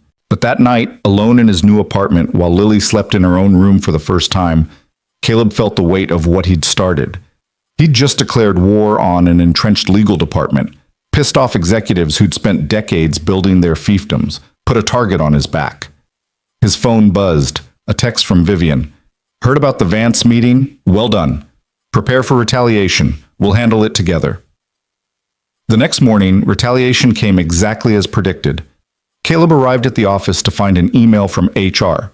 Not his team, but the traditional HR department he was technically separate from, requesting his full employment history, background check authorization, and financial disclosures. The message was polite and bureaucratic and clearly designed to dig up anything they could use against him. He forwarded it to Vivien with a single line. Is this normal? Her response came within minutes. No. It's intimidation. Ignore it. I'll handle HR. 20 minutes later, the head of HR, a woman named Patricia Hirsch, who'd been with the company for 30 years, appeared at Caleb's door looking furious. Mr. Mercer, I don't know what you think you're doing, but requesting confidential legal files without proper authorization is grounds for... I have proper authorization, Caleb said calmly, from the CEO, who created my position specifically to investigate these issues. The CEO is not above company policy. There are protocols, procedures. There are also employees who've been harassed, discriminated against, and silenced. Your protocols protected their abusers. Caleb stood up, using his height advantage. If you want to fight me on this, take it up with Vivien, but I'm not backing down. Patricia's face went purple. You have no idea what you're interfering with. These cases were settled, closed. Reopening them will cost millions in legal fees and expose systematic abuse that should never have been tolerated in the first place. Caleb's voice was quiet. I'm not interested in protecting the company's bottom line at the expense of human dignity. If that's a problem for you, maybe you're in the wrong job. Patricia stormed out, slamming the door hard enough to rattle the windows. James poked his head in from the adjoining office. You're making friends everywhere, I see. That's not why I'm here. Good, because you're about to make a lot more enemies. He was right. By the end of the second week, Caleb had received 3 formal complaints about his conduct, all from department heads whose records showed patterns of employee mistreatment. The complaints were vague and clearly coordinated: unprofessional behavior, overstepping authority, creating a hostile work environment. The irony wasn't lost on anyone. Vivien called him into her office on Friday afternoon. She looked tired but determined, papers spread across her desk. They're trying to build a case to have you removed, she said without preamble. 3 formal complaints, a petition from 5 department heads requesting your position be eliminated, and Richard Vance has been talking to board members about liability concerns. Caleb's stomach dropped. So I'm out? Absolutely not. Vivien's eyes flashed. But we need to be strategic. They're going to scrutinize everything you do, every decision, every investigation, every interaction. We can't give them ammunition. I've been doing everything by the book. I know, but they'll twist it anyway. She handed him a document. I've retained an outside law firm to audit your investigations. Everything transparent, everything documented. If they want to come after you, they'll have to go through independent verification first. Caleb scanned the document. This is expensive. So is losing you? Vivien leaned back in her chair. You're doing exactly what I hired you to do, holding people accountable. But power doesn't surrender easily. We have to be smarter than them, more prepared, more thorough. Can you do that? Yes. Good. Because next week we're presenting your first major finding to the board, the Jessica Chen case. We're going to recommend terminating her former supervisor and offering her a formal apology plus compensation. It's going to be ugly. Will the board support it? Some will, some won't, but I will. Vivien's expression softened slightly. Caleb, I know this is harder than you expected. If you want to step back, I don't. The words came out firm and certain. These people deserve someone fighting for them.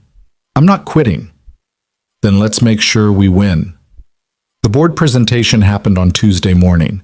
Caleb stood in the same conference room where Vivien had fired Gordon Price, facing 12 people who collectively controlled billions of dollars and thousands of jobs. He'd rehearsed with Marcus and Priya all weekend, had every fact memorized, every document organized, every counter-argument prepared, but standing there in his second-hand suit, facing people who'd gone to Ivy League schools and sat on multiple corporate boards, he felt the full weight of the class divide.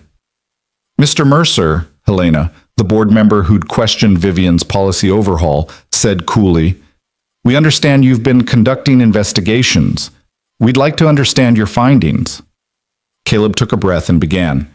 He laid out Jessica Chen's case in methodical detail, the documented harassment, the witness statements that were never collected, the legal settlement that silenced her while protecting her abuser.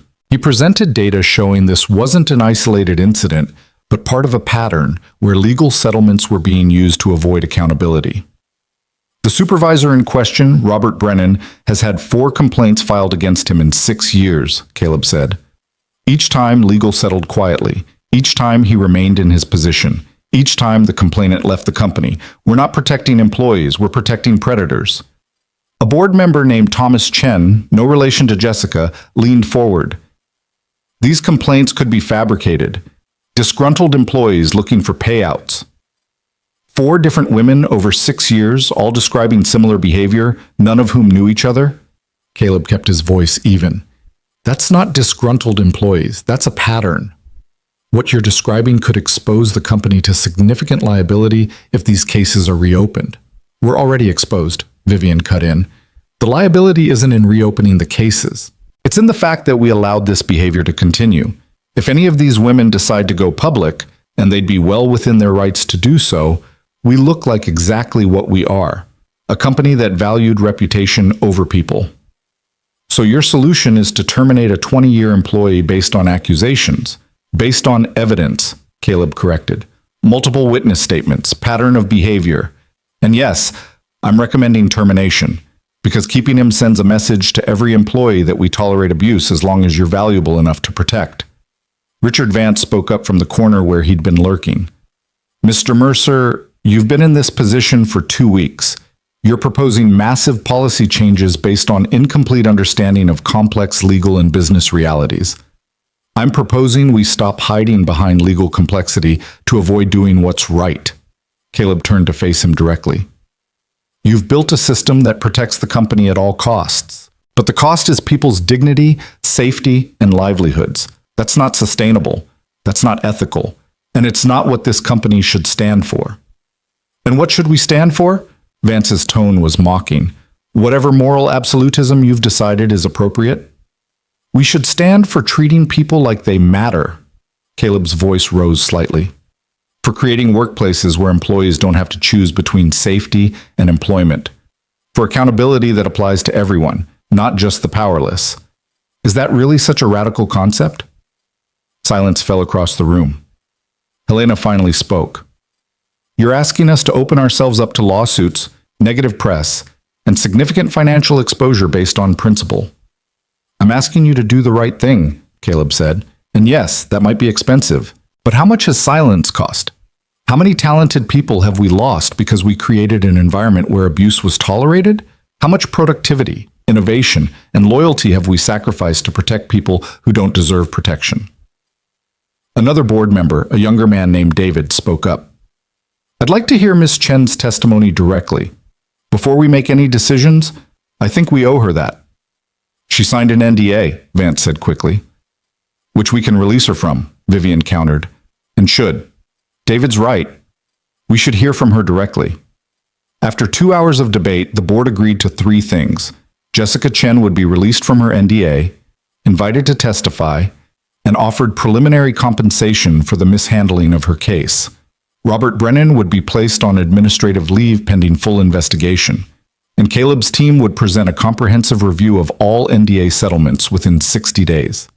It wasn't everything Caleb wanted, but it was progress. As the board members filed out, Helena stopped beside him.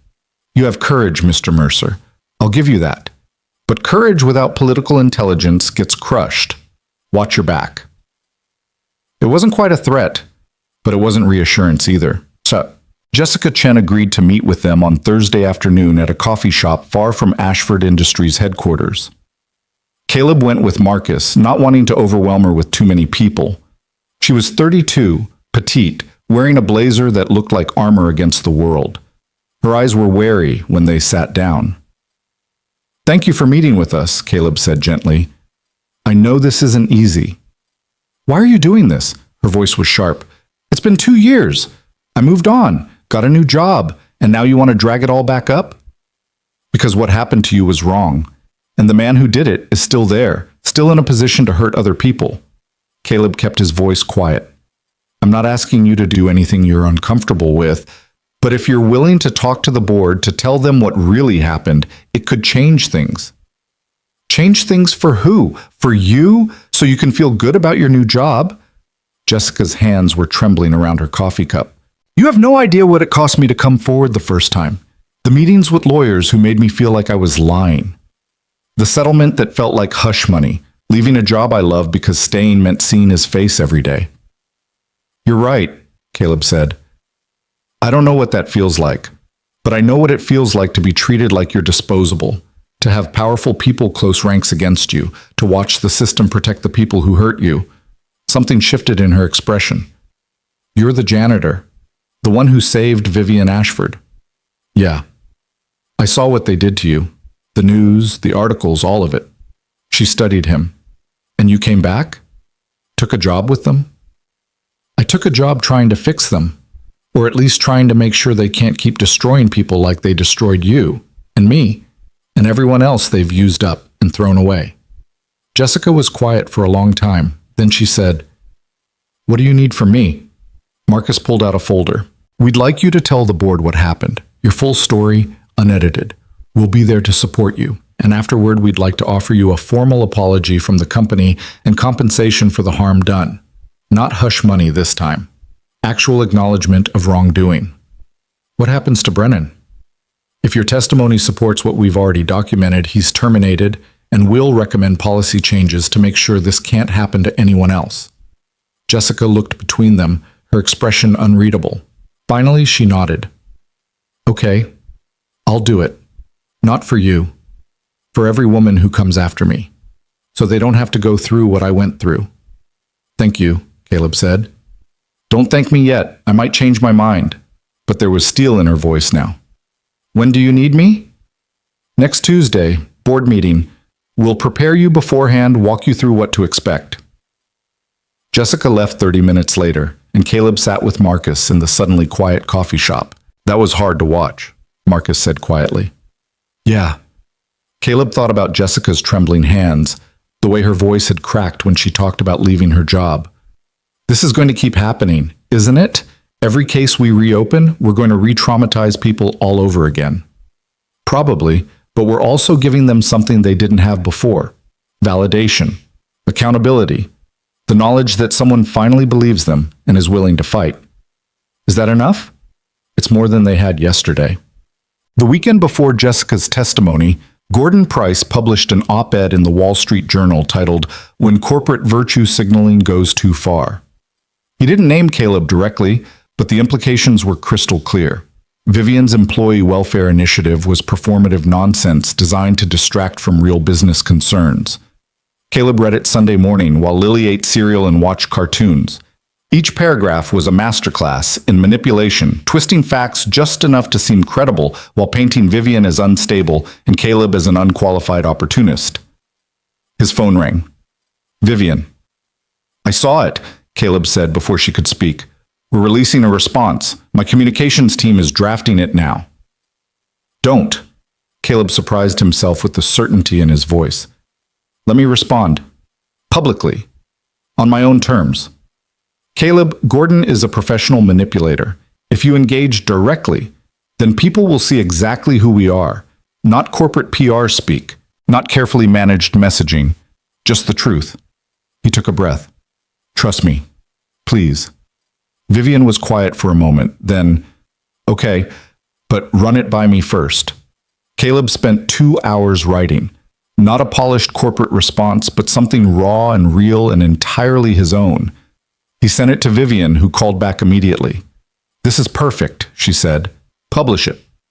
He posted it on LinkedIn that afternoon, a direct response to Gordon's op-ed. "Mr. Price calls employee welfare virtue signaling. I call it basic human decency. He says I'm unqualified for my position. He's right.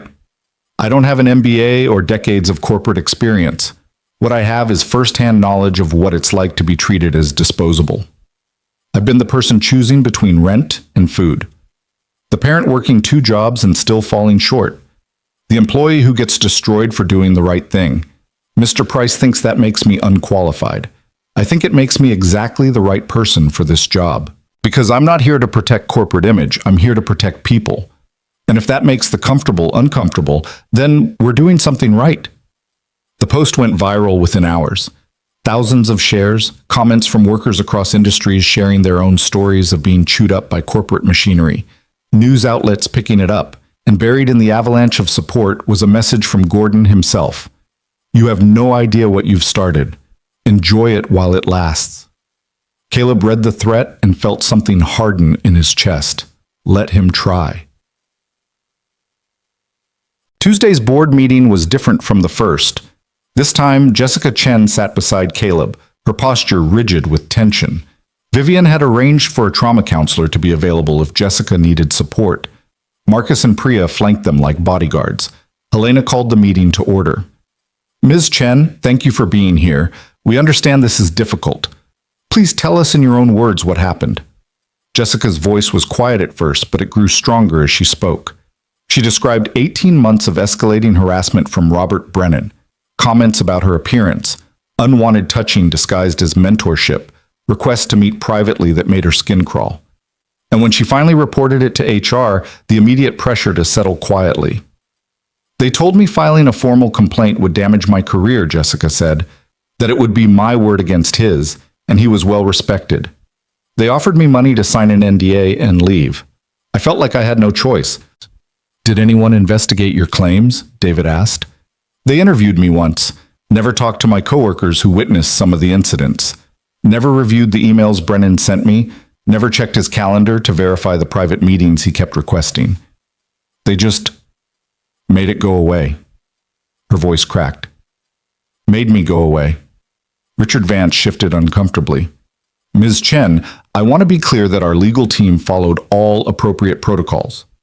"Your protocols protected my harasser and silenced me," Jessica said, her voice suddenly steel. "That's what your protocols did." The room fell silent. Helena spoke carefully. "Mr. Mercer, you've reviewed this case thoroughly. What's your recommendation?" "Terminate Robert Brennan immediately. Issue a formal apology to Ms. Chen, compensate her for lost wages and emotional harm.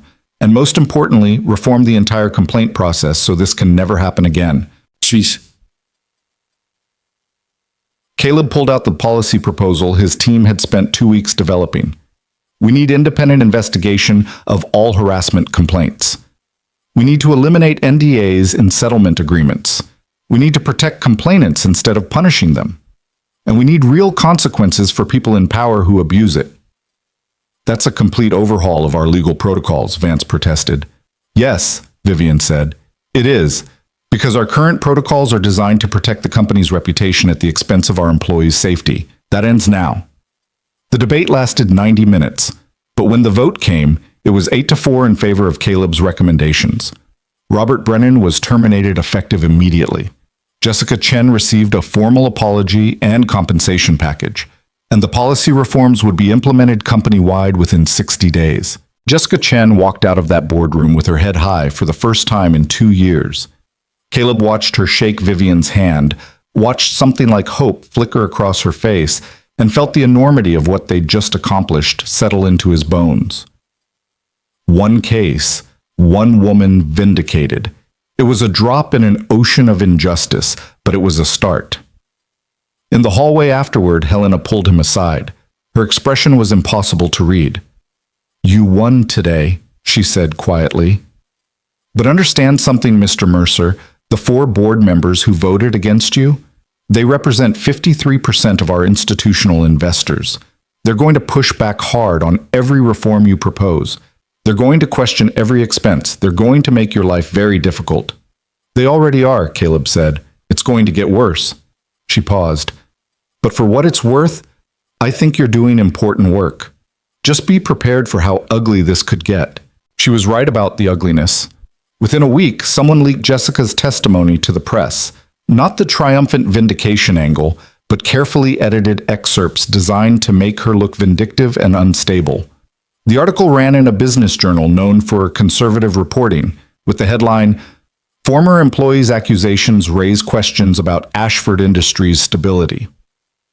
Caleb's team traced the leak back to Richard Vance's office. When confronted, Vance claimed it was an accidental disclosure, that one of his paralegals had mishandled confidential documents. "That's bullshit, and everyone knows it," Marcus said during their emergency meeting. "He leaked it deliberately to undermine Jessica's credibility." "Can we prove it?" Caleb asked. Priya pulled up email metadata. The leak happened from Vance's personal email account, but he'll claim his account was compromised or that someone used his computer without authorization. Without him admitting it, we're stuck. Caleb looked at Vivien, who joined them via video conference. "What do you want to do?" "I want to fire him," Vivien said bluntly. "But he's too connected to too many board members. If I terminate him without ironclad proof, it becomes a he said, she said situation that will paralyze the company for months." She rubbed her temples, exhaustion evident. "We need to be strategic." "Strategic means letting him get away with it," James said quietly. "No, strategic means building a case so comprehensive that when we move against him, he can't wiggle out." Vivien's eyes hardened. "Caleb, I want you to audit every case his department handled in the last 5 years. Every settlement, every NDA, every complaint that disappeared. If there's a pattern of misconduct, we document it all. Then we present it to the board as a systematic failure requiring immediate action." "That's going to take months," Priya said. "Then we work fast." Caleb was already pulling up files. "And we do it right, because he's not the only one we need to hold accountable. He's just the most visible symptom of a system that's been broken for years." The audit consumed the next 2 months. Caleb's team worked 12-hour days, reviewing hundreds of cases, interviewing former employees who'd been silenced by NDAs, documenting patterns of legal maneuvering designed to protect the company at all costs. What they found was worse than anyone had anticipated. In 5 years, Ashford Industries' legal department had settled 83 complaints involving harassment, discrimination, safety violations, and wage theft.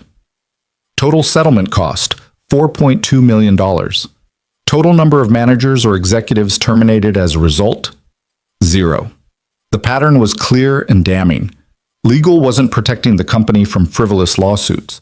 They were operating a systematic cover-up machine, using money and legal threats to silence anyone who challenged the status quo. Caleb presented the findings to Vivien in early December, 6 months after he'd walked into that boardroom to save her life. She read through the documentation in silence, her face growing paler with each page. When she finished, she set the folder down carefully, as if it might explode. 83 cases, she said quietly. 83 people we failed. And I had no idea. The system was designed so you wouldn't, Caleb said. That's the point. Settlements happen quietly. NDAs keep people silent. By the time anything reaches your level, it's already been sanitized and packaged as protecting the company's interests. Who else knows about this? Just my team right now, but we need to take it to the board, and we need to be prepared for the fallout. Vivien stood and walked to her office window, looking out over Philadelphia. If we release this, it's going to destroy careers, tank our stock price, trigger lawsuits from every person who settled. The media will crucify us. Probably, Caleb agreed. But if we don't release it, we're complicit in the cover-up. We become exactly what Gordon Price accused me of being, someone who cares more about image than integrity. Yes. Vivien turned to face him. You know what's going to happen if we do this? Half the board will call for my resignation. Investors will panic. Competitors will use it against us. I might lose everything I built. I know. Caleb stood up, meeting her eyes. But you'll keep your integrity, and you'll give 83 people the acknowledgement they deserved years ago. That has to count for something. She smiled faintly. When did you become the voice of my conscience? About the time you decided to trust a janitor with CPR training. Best decision I ever made. Vivien pulled out her phone. I'm calling an emergency board meeting for next week. We're going to present everything and let them decide who they want to be, a company that hides from the truth or one that faces it head on. The emergency board meeting happened on a cold Tuesday morning in mid-December. Caleb stood in front of 12 people who now looked at him with varying degrees of respect, resentment, and calculation. He didn't waste time with pleasantries. Over the past 2 months, my team has audited every legal settlement involving employee complaints from the last 5 years. What we found represents a systematic failure of corporate governance and basic human decency. He presented the numbers. 83 settlements, $4.2 million, zero accountability for perpetrators. The patterns were undeniable.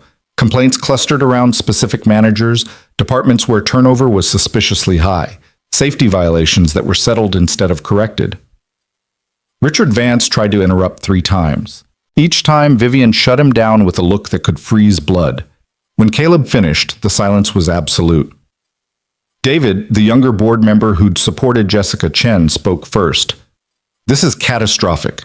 If this becomes public, it's going to become public, Vivien said firmly. The question isn't whether we release this information. It's how we release it and what we do about it. You're suggesting we voluntarily destroy our own reputation? Helena's voice was icy. I'm suggesting we get ahead of this before someone else exposes it and we look even worse. Vivien pulled out her own presentation. Here's what I'm proposing. We release a comprehensive statement acknowledging systematic failures in our complaint handling. We commit to contacting every person who settled and offering them the opportunity to have their cases reviewed independently. We terminate Richard Vance and anyone else who participated in the cover-up. And we implement the policy reforms Caleb's team developed. Mandatory independent investigations, elimination of NDAs, whistleblower protections, and regular third-party audits. That's corporate suicide, one of the board members said flatly. No, Caleb countered. Corporate suicide is pretending this doesn't exist until someone leaks it and we have no credibility left to salvage. At least this way we control the narrative. We admit fault. We commit to change. We become an example of what corporate accountability actually looks like. That's idealistic nonsense, another board member scoffed. The market will destroy us. The market might surprise you, Vivien said. Consumers are demanding ethical behavior from companies. Employees are demanding safe workplaces. Investors are starting to recognize that ESG compliance isn't just good PR, it's good business. We have a chance to lead on this issue instead of being dragged into it kicking and screaming. The debate raged for 3 hours.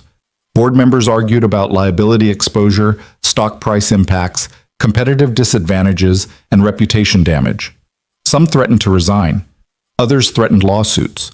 Finally, Helena called for a vote. The motion to release the audit findings and implement comprehensive reforms passed 7-5. Richard Vance was terminated immediately, escorted from the building by security while he screamed about wrongful termination and lawsuits. 2 other senior attorneys who'd participated in the settlement scheme resigned rather than face investigation. Caleb watched Vance being led away and felt a grim satisfaction. One more person who'd weaponized the system finally facing consequences. But the real work was just beginning. The public statement went out that afternoon. Vivien delivered it personally in a press conference that was broadcast live across multiple networks. Today, Ashford Industries is acknowledging a truth we should have faced years ago, she began, her voice steady, despite the cameras and reporters. Our legal department operated a systematic program to silence employee complaints rather than address them. We used settlements and non-disclosure agreements to protect our reputation at the expense of our employees' dignity and safety. This was wrong. It was unethical. And it stops now.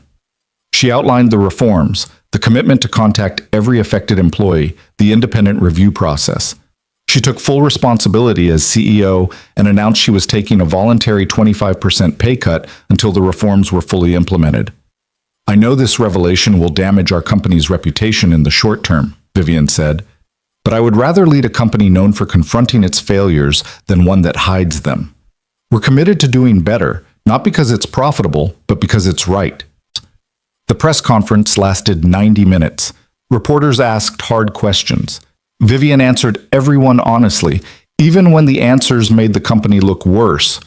When it was over, she walked off the stage to find Caleb waiting in the wings. That was brutal, she said quietly. That was brave. Our stock dropped 12% in the last hour. It'll recover. Caleb handed her a bottle of water. You did the right thing. I hope you're right. She took a long drink, her hands shaking slightly. Because if I'm wrong, I just destroyed everything I built. The next 72 hours were chaos. The stock continued to drop, bottoming out at 18% below pre-announcement levels. 3 institutional investors issued statements expressing concern. Competitors gleefully highlighted Ashford Industries' failures in their own marketing. The hashtag #AshfordAbuse trended on social media. But something else happened too. Former employees started coming forward, not to sue, but to share their stories. People who'd been silenced by NDAs contacted Caleb's team to participate in the independent review. Workers at other companies began demanding similar accountability from their own employers. And buried in the avalanche of media coverage was a surprising trend: consumer support. A grassroots campaign started on social media. Stand with Ashford. People praised Vivien's transparency. Employees at other companies began organizing to demand similar reforms. Business ethics professors assigned the case study to their students. Within a week, 3 major corporate clients actually expanded their contracts with Ashford Industries, citing the company's commitment to accountability as a deciding factor. The stock started to recover. Caleb watched it all from his office, coordinating the independent review process, while simultaneously building out the employee welfare initiative into something sustainable. His team had grown to 12 people. The budget had tripled, and they were processing complaints and implementing reforms at a pace that left everyone exhausted but energized.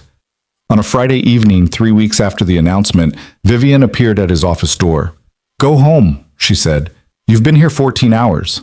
So have you. I own the company. You have a daughter who probably wants to see her father." She sat down across from him. "How's the review going?" "Overwhelming. We've heard from 62 of the 83 people who settled. Most want their cases reviewed. Some just want acknowledgement. A few want nothing to do with us, which is fair." Caleb rubbed his eyes. "But we're making progress. The new complaint system is live. We've already received 18 reports in the first week." 18? Vivien looked alarmed. "Which means people finally trust the system enough to use it." Caleb pulled up the data. Before, complaints were being suppressed or dismissed. Now they're being investigated properly. It's not that there's more harassment, it's that we're actually seeing what was always there. That's both encouraging and horrifying. Yeah, Caleb closed his laptop. But it's real, and we're dealing with it. That's more than we were doing before. Vivien was quiet for a moment. Then she said, "I've been asked to speak at a conference next month, Corporate Ethics and Leadership Summit. They want me to present on what we've done here, the audit, the reforms, the transparency initiative." "That's great. I want you to come with me. Present your side of it. How you built the employee welfare program. What you've learned, why it matters." She leaned forward. Caleb, what we're doing here. It could be a model for other companies, but only if we share it. Only if we prove it works. I'm not a public speaker. You gave a presentation to our board that changed company policy. You wrote a LinkedIn post that went viral. You're better at this than you think. She smiled. Plus, the world needs to see that this isn't just some CEO's pet project. It's a fundamental reimagining of how corporations treat employees. And that message is more powerful coming from you than from me. Caleb thought about it. Thought about all the people still trapped in jobs that treated them as disposable. Thought about every worker who needed to hear that someone was fighting for them. Okay, he said. I'll do it. The conference was in New York in late January.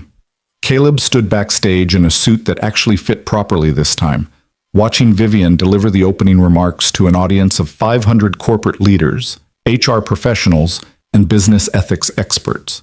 She told the story honestly, the cardiac arrest, the cover-up, the systematic failures that came to light. She didn't minimize or excuse. She laid it all out with the kind of brutal transparency that made some people in the audience shift uncomfortably. Then she introduced Caleb. He walked on stage to polite applause, his heart hammering, and faced an audience that could change how thousands of companies treated millions of workers. 6 months ago, I was a janitor working 2 jobs to support my daughter, he began. I had no corporate experience, no business degree, no connections or credentials that would qualify me to be standing here today. What I had was firsthand knowledge of what it's like to be invisible, to be treated as disposable, to watch the system protect the powerful and crush everyone else. He told his story, the CPR, the beating, the firing, the public destruction. He didn't dramatize or embellish. He just told the truth. When Vivien Ashford offered me a position building an employee welfare program, I thought she was crazy. I thought there was no way someone like me could make a difference in a system that big and that broken. He paused. But here's what I learned. The system isn't some abstract force. It's made up of decisions, individual choices by people in power about who matters and who doesn't, and those choices can change. He presented the data, the 83 cases, the reforms implemented, the early results showing increased reporting and faster resolution of legitimate complaints. He talked about the challenges, the resistance, the ongoing struggle to shift entrenched culture. Change is expensive and uncomfortable, Caleb said. It costs money. It disrupts operations. It forces people to confront uncomfortable truths about how they've been complicit in harmful systems. But the cost of not changing is higher. It's measured in human suffering, in talent wasted, in lives destroyed because someone decided profit mattered more than people. He looked out at the audience, hundreds of people with the power to implement similar changes in their own organizations. I'm not going to stand here and tell you this is easy. It's not. We face resistance every day.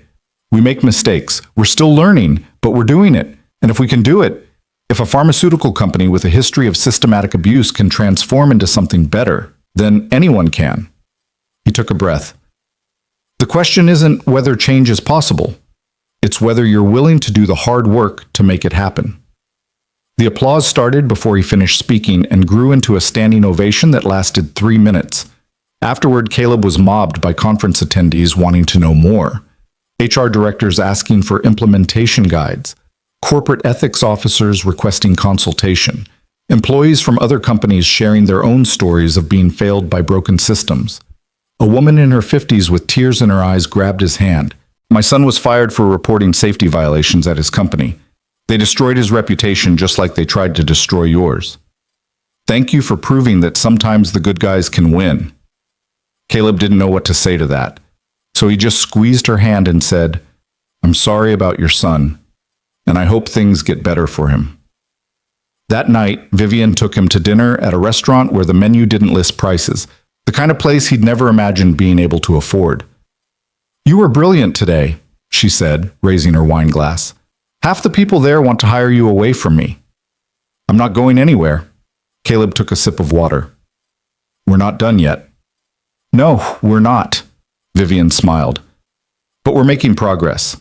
The Employee Welfare Initiative is being written up in business journals. 3 companies have already implemented similar programs based on our model. and our employee satisfaction scores have gone up 23% since we started the reforms. That's good. It's remarkable. She set down her glass. Caleb, I've been thinking about next steps, about how we scale this. I want to create a foundation, independent from Ashford Industries, focused on corporate accountability and worker protection. I want you to run it. Caleb stared at her. Run a foundation? Build programs, consult with companies, advocate for policy changes. Everything we're doing at Ashford, but on a national scale. Her eyes were bright with possibility. We could change entire industries, set new standards for how companies treat employees, give workers the tools to fight back against exploitation. Caleb couldn't find words. That's huge. So was doing CPR while getting beaten. You didn't hesitate then. Don't hesitate now. I need to think about it. Talk to Lily. Make sure this is right for us. Of course, Vivien signaled for the check. But Caleb, whatever you decide, know that you've already changed more lives than you realize. You saved mine. You vindicated Jessica Chen and 61 others. You've built a model that's influencing companies across the country. That's not small. That's legacy. The drive back to Philadelphia gave Caleb time to think about how far he'd come in 6 months, about the life he was building for Lily, stable housing, good schools, a future that didn't involve constant panic about money, about the people his work was helping. But he thought most about Gordon Price's words during that first confrontation. You have no idea how things work in the real world. Gordon was wrong. Caleb knew exactly how things worked, and he'd spent 6 months proving they could work differently. When he got home, Mrs. Hattie was asleep on his couch, a blanket pulled over her. Lily was in her room, also asleep, surrounded by books from the library program the new school offered. Caleb stood in the doorway watching his daughter breathe, thinking about the bathroom floor where he'd collapsed 6 months ago, thinking about how close he'd come to dying invisible and forgotten. He wasn't invisible anymore. The next morning, Gordon Price's final attack came in the form of a lawsuit. Caleb opened his email to find legal papers accusing him of defamation, harassment, and tortious interference with Gordon's career prospects. The suit demanded $5 million in damages and was filed in federal court with maximum publicity. Every news outlet picked it up immediately. The narrative shifted overnight. Suddenly, Caleb wasn't a hero. He was an opportunist being sued by a respected former CFO for destroying his reputation with false accusations. Caleb sat in his office reading the complaint and felt old rage resurface. Gordon was trying to do to him exactly what Ashford Industries had done to Jessica Chen and 82 others, use legal threats to silence someone who'd exposed uncomfortable truths. But this time was different. This time, Caleb had resources, had Vivien's full support, had documentation of every statement he'd made, had video evidence, witness testimony, and a paper trail that proved everything he'd said about Gordon was true. Vivien's legal team, the new one, not Vance's corrupt department, filed a motion to dismiss within 48 hours. They attached the security footage showing Caleb being beaten while saving Vivien's life, the internal memos showing Gordon orchestrating the cover-up, the payment records proving he'd paid a reporter to run a false story. The motion was devastatingly thorough. Gordon's lawyers tried to fight it, tried to claim the evidence was taken out of context, tried to argue that Gordon had acted in good faith to protect the company. The judge dismissed the case with prejudice 3 weeks later, calling it a transparent attempt to weaponize the legal system against someone who exposed legitimate corporate misconduct. Gordon tried to appeal. The appellate court refused to hear it.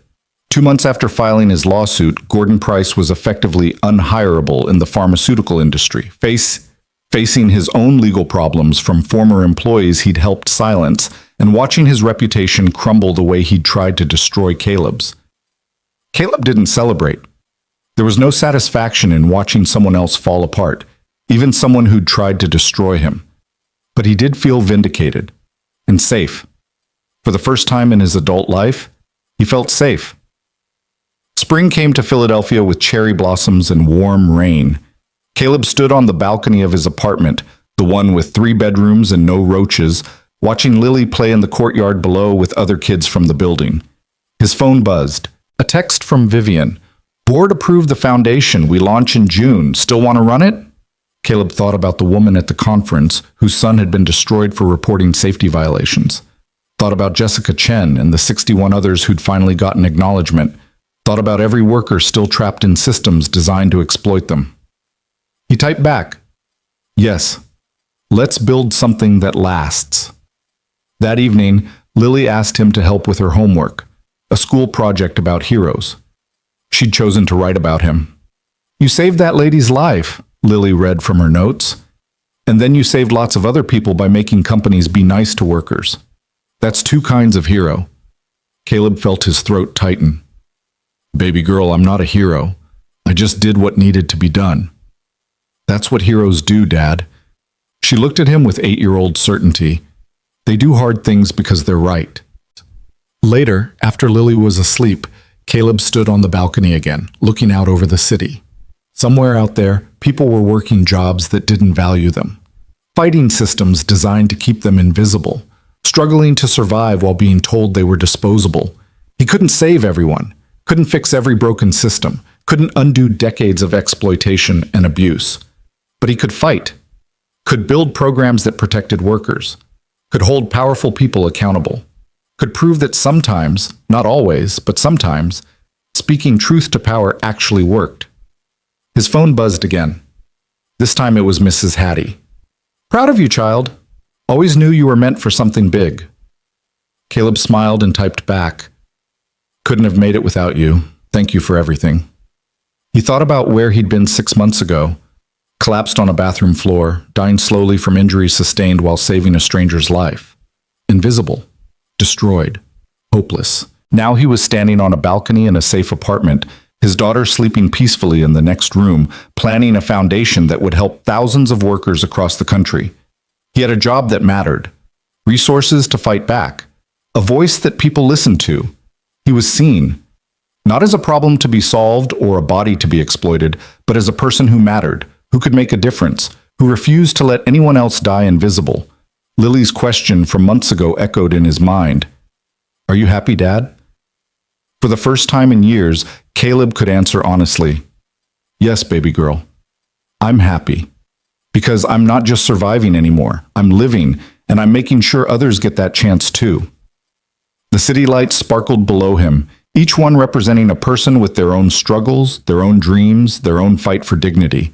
Caleb couldn't save them all, but he could try, and that was enough. The man who'd once been invisible had become impossible to ignore, and he was just getting started.